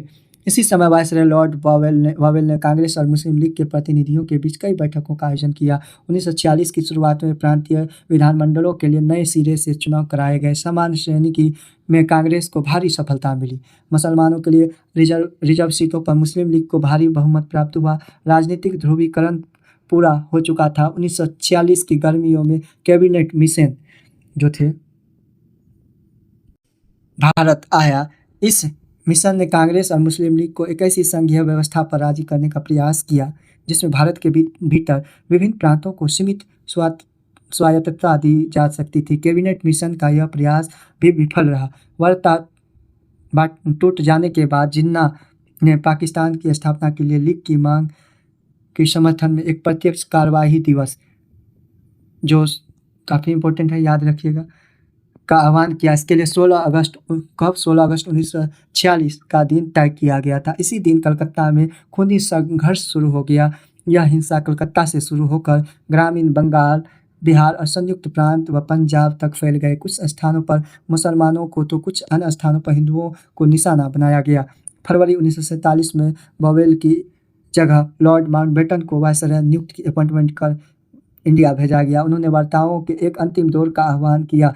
जब सुलह के लिए उनका यह प्रयास भी विफल हो गया तो उन्होंने ऐलान कर दिया कि ब्रिटिश भारत को स्वतंत्रता दे दी जाएगी, लेकिन उसका विभाजन भी होगा। औपचारिक सत्ता हस्तांतरण के लिए 15 अगस्त का दिन नियत किया गया, यानी सिलेक्ट किया गया। उस दिन भारत के विभिन्न भागों में लोगों ने जमकर खुशियां मनाई। दिल्ली में जब संविधान सभा के अध्यक्ष ने मोहनदास करमचंद गांधी जी को राष्ट्रपिता की उपाधि देते हुए संविधान सभा की बैठक की शुरू की तो बहुत देर तक करतल ध्वनि होती रही। असेंबली के बाहर भीड़ महात्मा गांधी की जय के नारे लगा रही थी। देखते हैं, ये देख सकते हैं आप लोग। दाई और जवाहरलाल नेहरू तथा बाई और सरदार वल्लभ भाई पटेल के साथ विचार विमर्श करते हुए महात्मा गांधी, नेहरू और पटेल कांग्रेस के भीतर दो अलग राजनीतिक प्रवृत्तियों के समाजवादी और रूढ़िवादी का प्रतिनिधित्व करते थे। महात्मा गांधी को अक्सर इन दोनों समूहों के बीच मध्यस्थता करनी पड़ती थी। ये देख सकते हैं आप लोग, जवाहरलाल नेहरू, वल्लभ भाई पटेल। भारत छोड़ो आंदोलन के दौरान मुंबई में औरतों का एक जुलूस, देख सकते हैं कितनी भारी मात्रा में क्राउड है। ये सतारा 19वीं सदी, ये सतारा 1943 में 19वीं सदी के आखिर में जाति व्यवस्था और जमींदारी के खिलाफ महाराष्ट्र में एक गैर ब्राह्मण आंदोलन विकसित हो चुका था। इस आंदोलन ने 1930 के दशक तक राष्ट्रवादी आंदोलन के साथ संबंध स्थापित कर दिया था। 1943 में महाराष्ट्र के सतारा जिले में कुछ युवा नेताओं ने सेवा दलों तथा तूफान दलों ग्राम इकाई के साथ मिलकर एक समांतर सरकार की स्थापना कर ली थी। उन्होंने जन आंदोलन का आयोजन किया तथा रचनात्मक कार्य किए। कुनबी किसानों के दबदबे और दलितों के सहयोग से चलने वाली सतारा प्रति सरकार सरकारी दमन तथा अंतिम दौर में कांग्रेस की असहमति के बावजूद 1946 के चुनावों तक चलती रही है। ठीक है, देखते हैं हम लोग आगे। आखिरी बहादुराना दिन क्या था? आखिरी जब आज़ादी का टाइम था तो देखते हैं वो क्या था। 15 अगस्त 1947 की राजधानी में हो रहे उत्सव में महात्मा गांधी नहीं थे। उस समय वे कलकत्ता में थे। इसको पॉइंट नोट कर लीजिए, इंपॉर्टेंट है। लेकिन उन्होंने वहाँ भी न तो किसी कार्यक्रम में हिस्सा लिया, न ही कहीं झंडा फहराया। गांधी जी उस दिन 24 घंटे के उपवास में थे, फास्टिंग में थे। उन्होंने इतने दिन तक जिस स्वतंत्रता के लिए संघर्ष किया था वह एक अकल्पनीय कीमत पर उन्हें मिली थी। उनका राष्ट्र विभाजित था, हिंदू मुसलमान एक दूसरे की गर्दन पर सवार थे। उनकी जीवनी लेखक डी.जी. तेंदुलकर ने लिखा है कि सितंबर और अक्टूबर के दौरान गांधी जी पीड़ितों को सांत्वना देते हुए अस्पतालों और शरणार्थी शिविरों के चक्कर लगा रहे थे। उन्होंने सिखों, हिंदुओं और मुसलमानों से आह्वान किया कि वे अतीत को भूलकर अपनी पीड़ा पर ध्यान देने की बजाय एक दूसरे के प्रति भाईचारे का हाथ बढ़ाने तथा शांति से रहने का संकल्प ले। गांधी जी और नेहरू के आग्रह पर कांग्रेस ने अल्पसंख्यकों के अधिकारों का एक प्रस्ताव पारित कर दिया। कांग्रेस ने दो राष्ट्र सिद्धांत को कभी स्वीकार नहीं किया था। जब उसे अपनी इच्छा के विरुद्ध बंटवारे पर मंजूर देनी पड़ी तो उसका दृढ़ विश्वास था कि भारत बहुत सारे धर्मों और बहुत सारी नस्लों का देश है, उसे ऐसे ही बनाए रखा जाना चाहिए। पाकिस्तान में हालात जो रहे, भारत एक लोकतांत्रिक धर्मनिरपेक्ष राष्ट्र होगा जहां सभी नागरिकों को पूर्ण अधिकार प्राप्त होगा, यानी सभी धर्मों के लोग इक्वल होंगे, सबको समान अधिकार होगा। धर्मों के आधार पर भेदभाव के बिना सभी को राज्य की ओर से संरक्षण का अधिकार दिया जाएगा, यानी प्रोटेक्ट का अधिकार भी दिया जाएगा। कांग्रेस ने आश्वासन दिया कि वह अल्पसंख्यकों के नागरिक अधिकारों के किसी भी अतिक्रमण के विरुद्ध हर मुमकिन रक्षा करेगी। बहुत सारे विद्वानों ने स्वतंत्रता के बाद के महीनों को गांधी जी के जीवन का श्रेष्ठतम क्षण कहा। बंगाल में शांति स्थापना के लिए अभियान चलाने के बाद गांधी जी दिल्ली आ गए। यहाँ से वे दंगाग्रस्त पंजाब के जिलों में जाना चाहते थे, लेकिन राजधानी में ही शरणार्थियों की आपत्तियों के कारण उनकी सभाएं अस्त व्यस्त होने लगी। बहुत सारे शरणार्थियों को उनकी सभाओं में कुरान की आयतों को पढ़ने की प्रथा पर आपत्ति थी। कई लोग इस बात पर नारे लगाते थे कि गांधी जी उन हिंदू और सिखों की पीड़ा के बारे में बात क्यों नहीं करते जो अभी भी पाकिस्तान में फंसे हुए हैं। डी.जी. तेंदुलकर के शब्दों में गांधी जी पाकिस्तान में भी अल्पसंख्यक समुदाय के कष्टों के बारे में समान रूप से चिंतित थे। उन्हें राहत प्रदान करने के लिए वे वहाँ भी जाना चाहते थे, लेकिन वहाँ वे किस मुँह से जा सकते थे, जबकि दिल्ली में ही वे मुसलमानों की पूरी सुरक्षा का आश्वासन नहीं दे पा रहे थे। 20 जनवरी को गांधी जी पर हमला हुआ। गांधी जी पर हमला हुआ। वे अविचलित अपना काम करते रहे। 26 तारीख को उन्होंने अपनी प्रार्थना सभा में इस बात का जिक्र किया कि बीते सालों में इन दिन 26 जनवरी को किस तरह स्वतंत्रता दिवस के रूप में मनाया जाता था। अब स्वतंत्रता मिल चुकी थी, लेकिन उसके शुरुआती महीने गहरे तौर पर मोहभंग वाले साबित हुए। फिर भी उनको विश्वास था कि बुरी घड़ी बीत चुकी है। भारत के लोग अब सभी वर्गों और धर्मों की समानता के लिए काम करेंगे। अल्पसंख्यक समुदाय पर बहुल समुदाय का वर्चस्व और श्रेष्ठता स्थापित नहीं होगी, भले ही अल्पसंख्यक समुदाय संख्या या प्रभाव की दृष्टि से कितना भी छोटा क्यों न हो। उन्होंने यह आशा भी जताई कि यद्यपि भौगोलिक और राजनीतिक रूप से भारत दो भागों में बंट चुका है, लेकिन हृदय में हम सभी सदैव हमेशा मित्र और भाई रहेंगे, एक दूसरे को मदद व सम्मान देते रहेंगे और शेष विश्व के लिए हम एक ही होंगे, सभी के लिए। गांधी जी ने स्वतंत्र और अखंड भारत के लिए जीवन भर युद्ध लड़ा। फिर भी जब देश विभाजित हो गया तो उनकी यही इच्छा थी कि दोनों देश एक दूसरे के साथ सम्मान और दोस्ती के संबंध बनाए रखें। बहुत सारे भारतीयों को उनका यह सहृदय आचरण पसंद नहीं था। 30 जनवरी की शाम को गांधी जी की दैनिक प्रार्थना सभा में एक युवक ने उनकी गोली मारकर मौत की नींद सुला दी। कितनी गोली? तो 3 गोली, याद रखिएगा। तो वो कौन थे? 3 गोली जो मारे नाथूराम गोडसे थे। कब? नाथूराम गोडसे ने 3 गोली लगातार उसके सीने में मारे। अब नाथूराम गोडसे की बात करें, उनके हत्यारे ने कुछ समय बाद आत्मसमर्पण कर दिया। उसका नाम नाथूराम गोडसे था। इसका जन्म की बात करें तो 19 मई 1910 ईस्वी को बारामती यानी पुणे में हुआ और फांसी की सजा कब दिया गया तो 15 नवंबर 1949 को अम्बाला की सेंट्रल जेल में फांसी दी गई गोडसे को। गांधी जी की मृत्यु के से चारों ओर गहरे शोक की लहर दौड़ गई। भारत भर के राजनीतिक फलक पर उन्हें भावभीनी श्रद्धांजलि दी। जॉर्ज ऑरवेल तथा एल्बर्ट आइंस्टीन जैसे विख्यात गैर भारतीयों ने भी उनकी मृत्यु पर हृदय स्पर्शी शब्द में शोक संदेश भेजे। एक जमाने में उनकी कदकाठी और कथित रूप से बेतुके विचारों के लिए गांधी जी का उपहास करने वाले टाइम पत्रिका ने उनके बलिदान की तुलना अब्राहम लिंकन के बलिदान से की। टाइम पत्रिका, ठीक है, बलिदान की पत्रिका ने कहा कि एक धर्मांध अमेरिकी ने लिंकन को मार दिया था क्योंकि उन्हें नस्ल या रंग से परे मानव मात्र की समानता में विश्वास था, और दूसरी तरफ एक धर्मांध हिंदू ने गांधी जी की जीवन लीला समाप्त कर दी क्योंकि गांधी जी ऐसे कठिन क्षणों में भी दोस्ती और भाईचारे से विश्वास रखते थे। विभिन्न धर्मों को मानने वालों के बीच दोस्ती और अनिवार्यता पर बल देते थे। टाइम्स ने लिखा, दुनिया जानती थी कि उसने उनकी गांधी जी की यानी कि मृत्यु पर वैसे ही मौन धारण कर लिया है जिस प्रकार उसने लिंकन की मृत्यु पर किया था, और यह समझना एक मायने में बहुत गहरा और बहुत साधारण काम है, काफ़ी इम्पोर्टेंट है।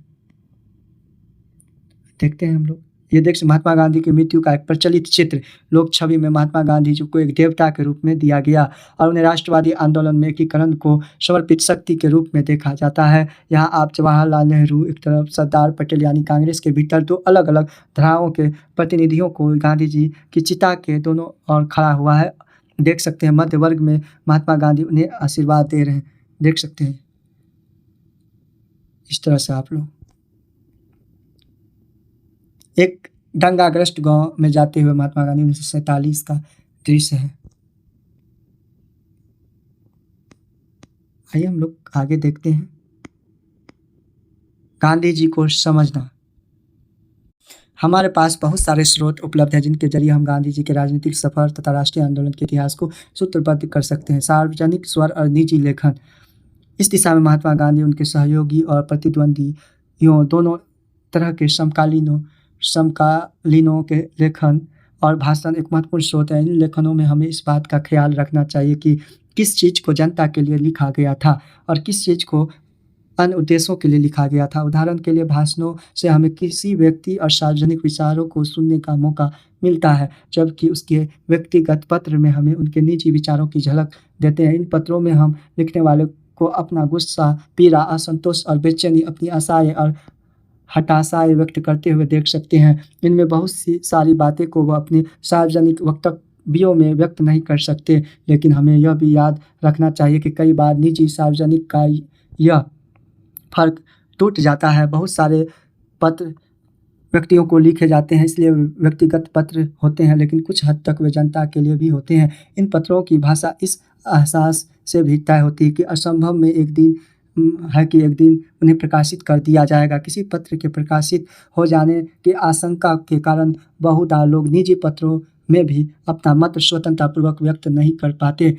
महात्मा गांधी हरिजन नामक पत्रिका का कब शुरू हुई थी? 1933 में, याद रखिएगा। अपने अखबार में उन पत्रों को प्रकाशित करते हैं उन्होंने लोगों से मिलते थे। नेहरू ने राष्ट्रीय आंदोलन के दौरान उन्हें लिखे गए पत्रों का एक संकलन तैयार किया और उसे a bunch of old letters, पुराने पत्रों का बुलिंदा के नाम से प्रकाशित किया था।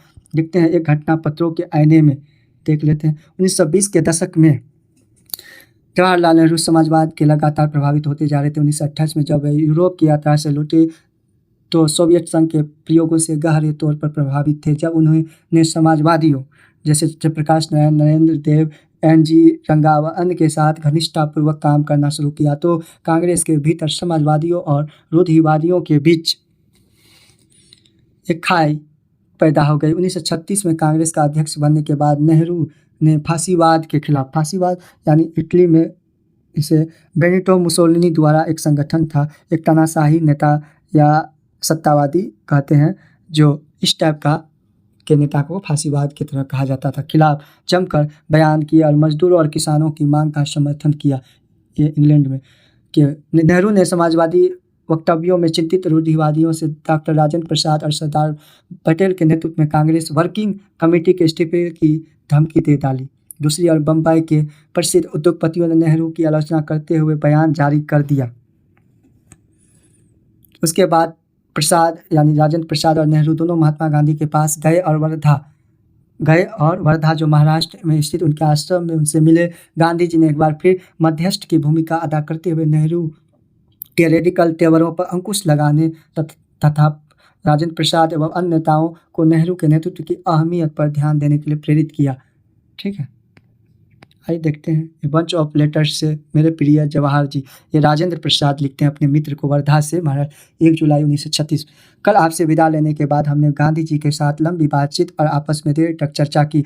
हम समझते हैं कि आपको हमारी ओर से अपनाए गए मार्ग पर काफ़ी दुख और हमारे पत्र के भाव से आप विशेषतः आहत हुए हैं।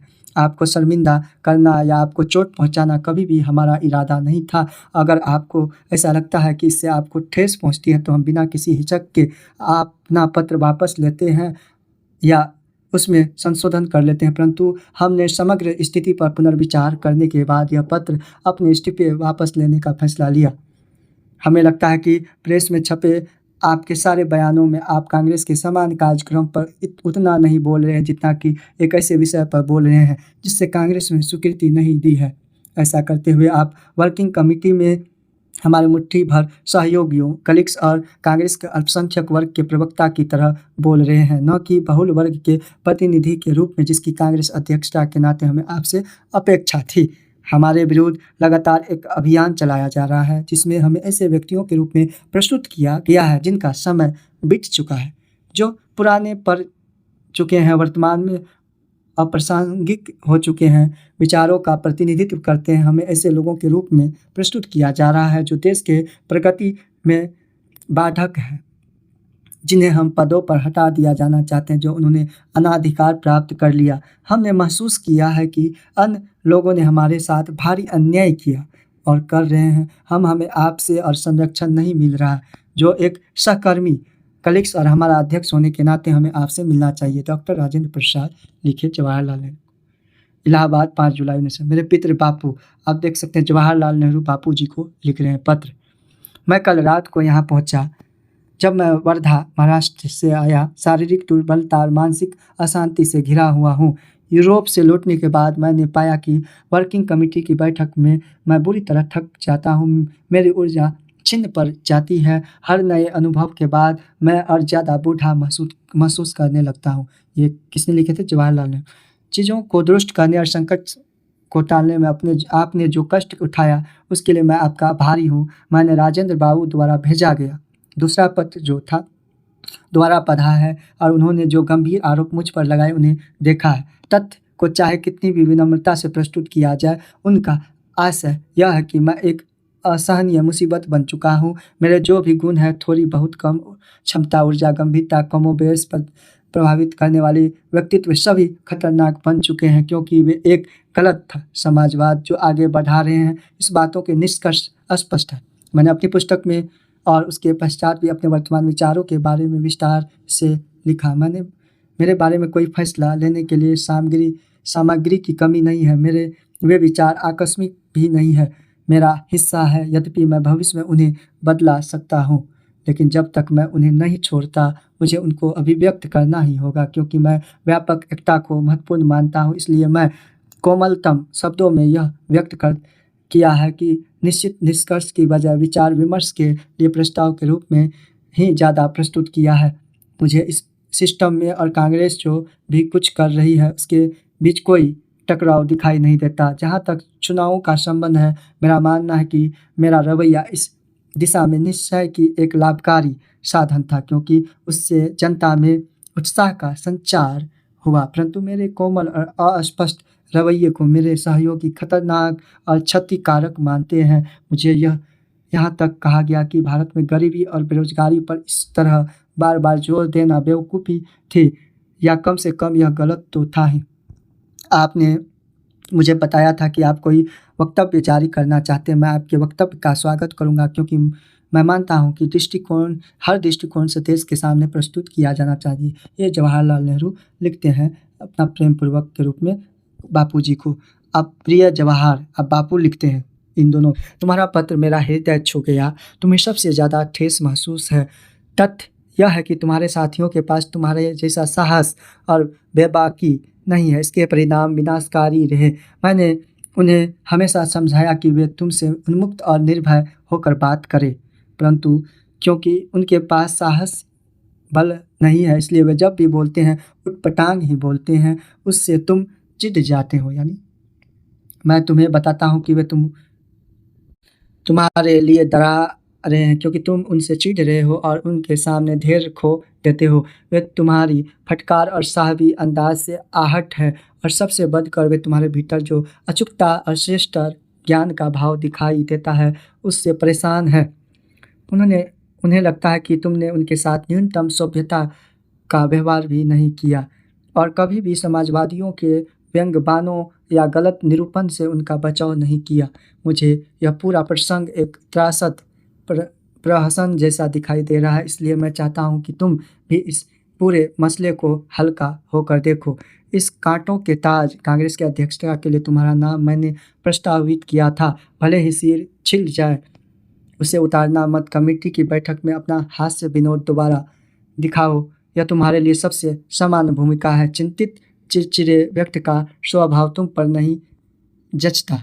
मैं चाहता हूं कि तुम मुझे तार के माध्यम से बताओ कि यह पत्र पढ़ते ही तुम्हें वैसी ही खुशी मिली जैसे लाहौर में नए साल के मौके पर तुम खुश थे जब कहते हैं कि तुम तिरंगे के चारों ओर झूम झूम कर नाचे थे। अपने कंठ के को थोड़ा आराम दो। ठीक है, इस तरह से बातें थी गांधी जी की। तो देख सकते हैं आप जवाहरलाल नेहरू और गांधी जी बैठे हैं। छवि गढ़ना।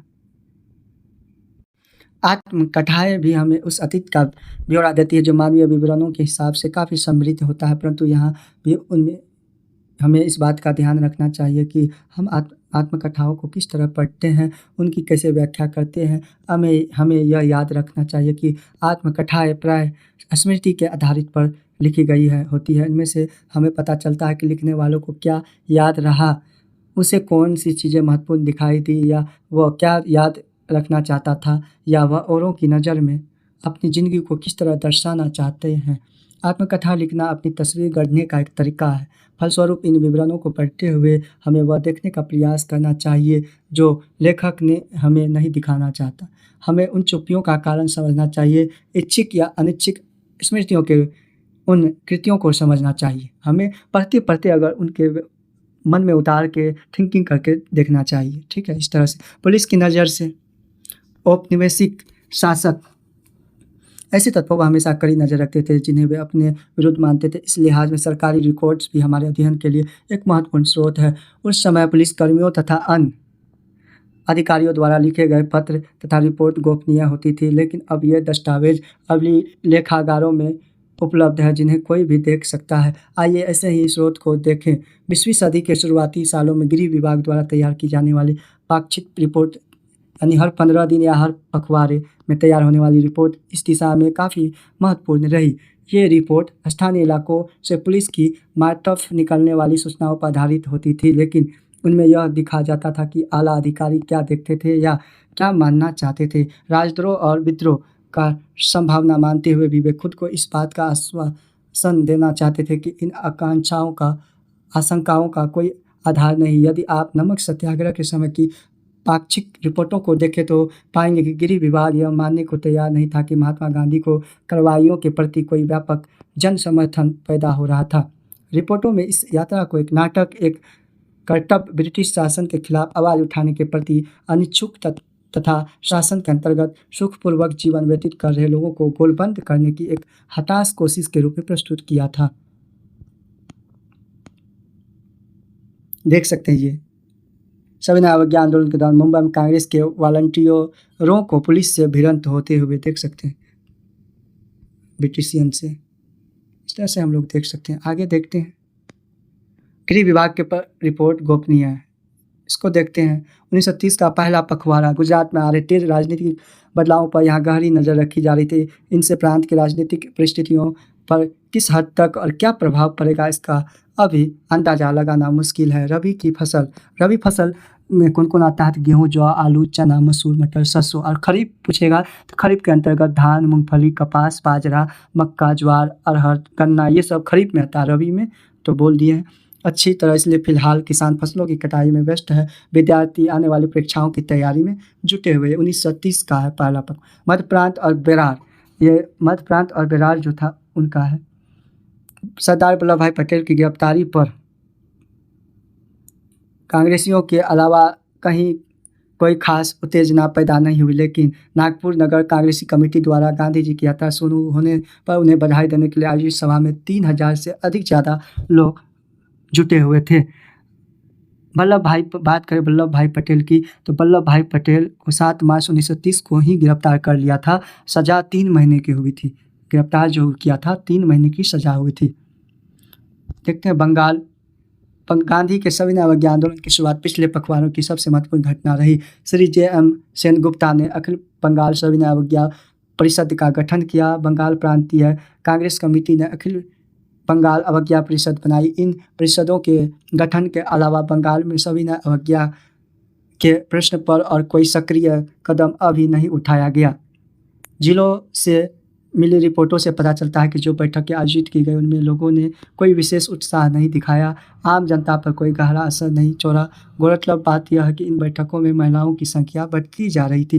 बिहार उड़ीसा में क्या हुआ? कांग्रेस की गतिविधि के बारे में रिपोर्ट करने लायक कुछ खास नहीं है। चौकीदारी टैक्स का भुगतान न करने के बारे में एक अभियान की काफ़ी चर्चा हो रही है, लेकिन अभी इस प्रयोग के लिए किसी इलाके का चुनाव नहीं किया गया। गांधी की गिरफ्तारी के बारे में खूब कयास लगाए जा रहे हैं, लेकिन ऐसा लगता है कि यह भविष्यवाणी सच साबित न हो पाने के कारण उनकी योजनाएं धरी की धरी रह गई। मद्रास में क्या था? गांधी का सविनय अवज्ञा अभियान शुरू होने से बाकी मुद्दे हाशिए पर चले और आम जनता उनकी यात्रा को नाटकीय और उनके कार्यक्रमों को अव्यावहारिक मानती है, परंतु क्योंकि हिंदू जनता उन्हें अगाध श्रद्धा की दृष्टि से देखती, इसलिए गिरफ्तारी की संभावना, जिनके बारे में वे खुद बहुत उत्सुक है, और उसके राजनीतिक प्रभावों के बारे में काफ़ी गलतफहमियाँ फैली। 12 मार्च को सविनय अवज्ञा आंदोलन अभियान के उद्घाटन के दिवस पर रूप में मनाया गया। मद्रास सुबह को राष्ट्रीय झंडे को सलामी दी गई। ठीक है। बम्बई केसरी प्रेस में आक्रामक भाषा का प्रयोग किया गया। हमेशा की तरह आग उगलने के अंदाज में लिखा गया। अगर सरकार सत्याग्रह की ताकत परखना चाहती है तो उसे पता होना चाहिए कि सत्याग्रह की सक्रिय एक्टिविटी और निष्क्रियता दोनों सरकार को नुकसान पहुंचेगा। यदि सरकार गांधी जी को गिरफ्तार करती है तो उसे राष्ट्र के कोप का भाजन बनना पड़ेगा। यदि सरकार ऐसा नहीं करती है तो सविनय अवज्ञा आंदोलन फैलता जाएगा। इसलिए हमारा मानना है कि अगर सरकार भी गांधी जी को दंडित करती है तो राष्ट्र की विजय होगी, और अगर सरकार उन्हें अपने रास्ते पर चलने देती है तो राष्ट्र की और बड़ी विजय होगी। दूसरी ओर विविध वृत्त नामक मध्यमार्गी अखबार ने इस आंदोलन की व्यर्थता की ओर संकेत किया। कहा कि यह आंदोलन अपना घोषित उद्देश्य प्राप्त नहीं कर पाया, लेकिन उसने सरकार को भी चेतावनी दी कि दमन का रास्ता उसके उद्देश्य को कमजोर कर देगा। मार्च 1930 का दूसरा पखवाड़ा क्या था? बंगाल में क्या हुआ? सबका ध्यान समुद्र तट तक गांधी जी की यात्रा के सविनय अवज्ञा आंदोलन शुरू करने के लिए उनकी तैयारी पर केंद्रित है। चरमपंथी अखबार की गतिविधियों और भाषणों के बारे में विस्तार से लिख रहे हैं। पूरे बंगाल में हो रही बैठकों तथा उनमें पारित होने वाले प्रस्तावों के बारे में विस्तार से जानकारी दी जा रही है। परंतु गांधी जी जिस सविनय अवज्ञा की आंदोलन की वकालत कर रहे थे उसके प्रति विशेष उत्साह नहीं दिखाई देता। सामान्य रूप से लोग इस बात का इंतजार कर रहे हैं कि गांधी जी के साथ क्या किया जाए, और संभावना यही है कि अगर उनके विरुद्ध कोई कार्रवाई की गई तो बंगाल में ज्वलनशील हालात में चिंगारी भड़क उठेगी, लेकिन फिलहाल ऐसी आग भड़कने के कोई गंभीर आसार दिखाई नहीं देते हैं। मध्य प्रांत और बेरार में क्या हुआ? बेरार जो महाराष्ट्र में थे। 12 मार्च 1930 को गांधी जी की यात्रा शुरू होने के अवसर पर नागपुर में इन बैठकों में काफ़ी लोग शामिल हुए और ज़्यादातर स्कूल कॉलेज शून्य दिखाई दिए, बंद थे। शराब की दुकानों का बहिष्कार तथा वन कानूनों का उल्लंघन हमले की सबसे संभावित कार्य दिशा दिखाई पड़ी। पंजाब में ऐसा लगता है कि झेलम जिले में नमक कानून तोड़ने के लिए संगठित प्रयास किए जाएंगे। मुल्तान में जल कर न टैक्स नहीं चुकाने के आंदोलन को पुनर्जीवित किया जाएगा। संभवतः गुजरांवाला में राष्ट्रीय झंडे के संबंध में कोई आंदोलन शुरू हो सकता है। संयुक्त प्रांत पिछले पखवाड़ों के दौरान राजनीतिक गतिविधियों में निश्चित रूप से तेजी आई। कांग्रेस पार्टी का मानना है कि जनता की रुचि बनाए रखने के लिए उसे कुछ अनोखा काम करना चाहिए। श्री गांधी के आदेश पर वॉलंटियरों की भर्ती, गाँव में प्रचार और नमक कानून के उल्लंघन की तैयारी जैसी गतिविधियां कई जिलों में आ रही थी। अप्रैल 1930 का पहला पखवाड़ा संयुक्त प्रांत जो थे संयुक्त प्रांत इन अखबारों में चीज़ें बहुत तेज़ी से आगे बढ़ी। राजनीतिक सभाओं, जुलूसों और वॉलंटियरों की भर्ती के अलावा आगरा, कानपुर, बनारस, इलाहाबाद, उत्तर प्रदेश मेरठ, रायबरेली, फर्रुखाबाद, इटावा, बलिया और मैनपुरी में नमक कानून, ये सब यूपी के थे जगह है, कानून की खुलेआम अवहेलना की जा रही थी। जबकि रेलवे स्टेशन पर पंडित जवाहरलाल नेहरू को 14 अप्रैल की सुबह गिरफ्तार कर लिया गया। कब गिरफ्तार कर लिया? 14 अप्रैल 1930 की सुबह। उस समय यह यूथ लीग की बैठक में शामिल होने मध्य प्रांत की ओर जा रहे थे। उन्हें रेलवे स्टेशन में फ़ौरन नैनी सेंट्रल जेल ले गया। वहाँ उन पर मुकदमा चला और 6 माह के साधारण कारावास की गई। बिहार और उड़ीसा में कुछ स्थानों पर गैरकानूनी नमक उत्पादनों के अनोखे मगर छोटे प्रयास रहे। मध्य प्रांत में जबलपुर में सेठ गोविंद दास ने रासायनिक केमिकल नमक बनाने का प्रयास किया, जिसकी लागत समान नमक के बाजार भाव से कई गुना ज़्यादा रही। मद्रास में जब पुलिस ने समुद्र के पानी को उबालकर बनाए गए नमक को जब्त करने का प्रयास किया तो विशाखापट्टनम में पुलिस को भारी विरोध का सामना करना पड़ा। अन्य स्थानों पर अवैध नमक को जब्त करने का कोई खास विरोध नहीं किया गया। आखिर मद्रास में हुई। बंगाल मुफस्सिल इलाकों में, मुफस्सिल यानी किसी बड़े इलाके के पास छोटे छोटे बस्ती वगैरह जो होते उसी को कहते थे, इलाकों में अवैध नमक निर्माण की कोशिश की गई। 24 परगना और मिदनापुर जिले इन गतिविधियों का मुख्य केंद्र था। वास्तव में बहुत कम नमक बनाया गया और उसमें से भी ज़्यादातर जब्त कर लिया गया। उसको बनाने के लिए प्रयोग किए गए बर्तनों को भी नष्ट कर दिया गया। देख सकते अखबारों से क्या हुई, देखते हैं। अंग्रेजी तथा विभिन्न भारतीय भाषाओं में छपने वाले समकालीन अखबार भी एक महत्वपूर्ण स्रोत है जो महात्मा गांधी की गतिविधियों एक्टिविटी पर नज़र रखते थे, उनके बारे में खबरें छापते थे। ये अखबार इस बात का भी संकेत देते हैं कि आम भारतीय उनके बारे में क्या सोचते हैं, लेकिन अखबारी ब्यूरो को पूर्वाग्रह से मुक्त नहीं माना जाना चाहिए। ये अखबार प्रकाशित करने वाले ऐसे लोग थे जिनकी अपनी राजनीतिक सोच और विश्व दृष्टिकोण था। उनके विचारों से ही यह तय होता है कि क्या प्रकाशित किया जाएगा और घटनाओं की रिपोर्टिंग किस तरह की जाएगी। इसलिए लंदन से निकलने वाले अखबार के विवरण भारतीय राष्ट्रवादी अखबार में छपने वाली रिपोर्टें जैसे नहीं हो सकते थे। ये देख सकते हैं, इस तरह के चित्र में यह प्रदर्शित होता है कि महात्मा गांधी के बारे में लोग की समझ क्या थी और लोकप्रिय छापों में उन्हें कैसे व्यक्त किया जाता था। राष्ट्रवाद के वृक्ष में महात्मा गांधी केंद्र में छाया के रूप में दिख रहे हैं तथा उनके चारों और अन्य नेताओं का मनीषियों के चित्र है। इस तरह से आप लोग देख सकते हैं कितनी वैल्यू थी इनकी। ठीक है, हमें इन रिपोर्टों को देखना तो चाहिए, लेकिन उनके आधार पर नतीजे निकालते हुए खास अहमियत भी बरतनी चाहिए। इन अखबारों के हर वक्तव्य को यथार्थ घटनाक्रम का शब्द सच ब्यौरा नहीं माना जा सकता है। अक्सर उनमें से ऐसे अफसरों की आशंकाओं और बेचैनियों की झलक भी मिलती है जो किसी आंदोलन को नियंत्रित नहीं कर पा रहे थे, कंट्रोल नहीं कर पा रहे थे, उसके प्रसार के बारे में बेचैन थे। उन्हें समझ में नहीं आता था कि महात्मा गांधी को गिरफ्तार करना चाहिए या नहीं, अथवा गिरफ्तार का क्या परिणाम होगा। औपनिवेशिक सरकार जनता उसकी गतिविधियों पर जितनी नज़र रखती है, अपने शासन के आधार के बारे में उसकी चिंता उतनी ही बढ़ती जाती थी। आइए हम लोग काल रेखा को देखें। 1915 के दशक में महात्मा गांधी दक्षिण अफ्रीका से लौटे। 9 जनवरी 1915 को 1917 में चंपारण आंदोलन हुआ बिहार में। 1918 में खेड़ा गुजरात में किसान आंदोलन तथा अहमदाबाद में मिल मजदूर आंदोलन। 1919 का रोलेट सत्याग्रह मार्च अप्रैल में देखे। 1919 में 13 अप्रैल 1919 को जालियांवाला बाग हत्याकांड हुआ। 1921 में असहयोग आंदोलन और खिलाफत आंदोलन हुई। 1928 में बारडोली के किसान आंदोलन किए। 1929 में लाहौर अधिवेशन दिसंबर में जो पूर्ण स्वराज को कांग्रेस का लक्ष्य घोषित किया गया। इसी अधिवेशन में जवाहरलाल नेहरू अध्यक्ष थे। 1930 में सविनय अवज्ञा आंदोलन शुरू हुई। दांडी यात्रा मार्च अप्रैल में हुई, 12 मार्च को शुरू हुआ, 6 अप्रैल को ख़त्म हुई। 1931 में गांधी इरविन समझौता मार्च में, दूसरा गोलमेज सम्मेलन दिसंबर में हुई। 1935 में गवर्नमेंट ऑफ इंडिया एक्ट में सीमित प्रतिनिधिक सरकार के गठन का आश्वासन को भी देखें। 1939 में कांग्रेस मंत्रिमंडलों का त्यागपत्र को भी देखें। 1942 में भारत छोड़ो आंदोलन 8 अगस्त को हुई। 1946 में महात्मा गांधी सांप्रदायिक हिंसा को रोकने के लिए नोआखली जो बंगाल की ओर दौरा, अन्य हिंसाग्रस्त इलाकों का दौरा किया। इस तरह से आज हम लोगों ने महात्मा गांधी से रिलेटेड जितने भी 1915 से 1948 तक के कालखंड को देखा जो काफ़ी इम्पोर्टेंट था और है सभी एग्ज़ामों के लिए। तो अगर आप लोगों को वीडियो अच्छा लगी हो तो कृपया करके चैनल को सब्सक्राइब कर लेंगे। अगर आप लोगों को के लिए लंबी वीडियो हो गई है तो कृपया करके इसको आप लोग स्पीड में देख कर सकते हैं, फास्ट में करके। तो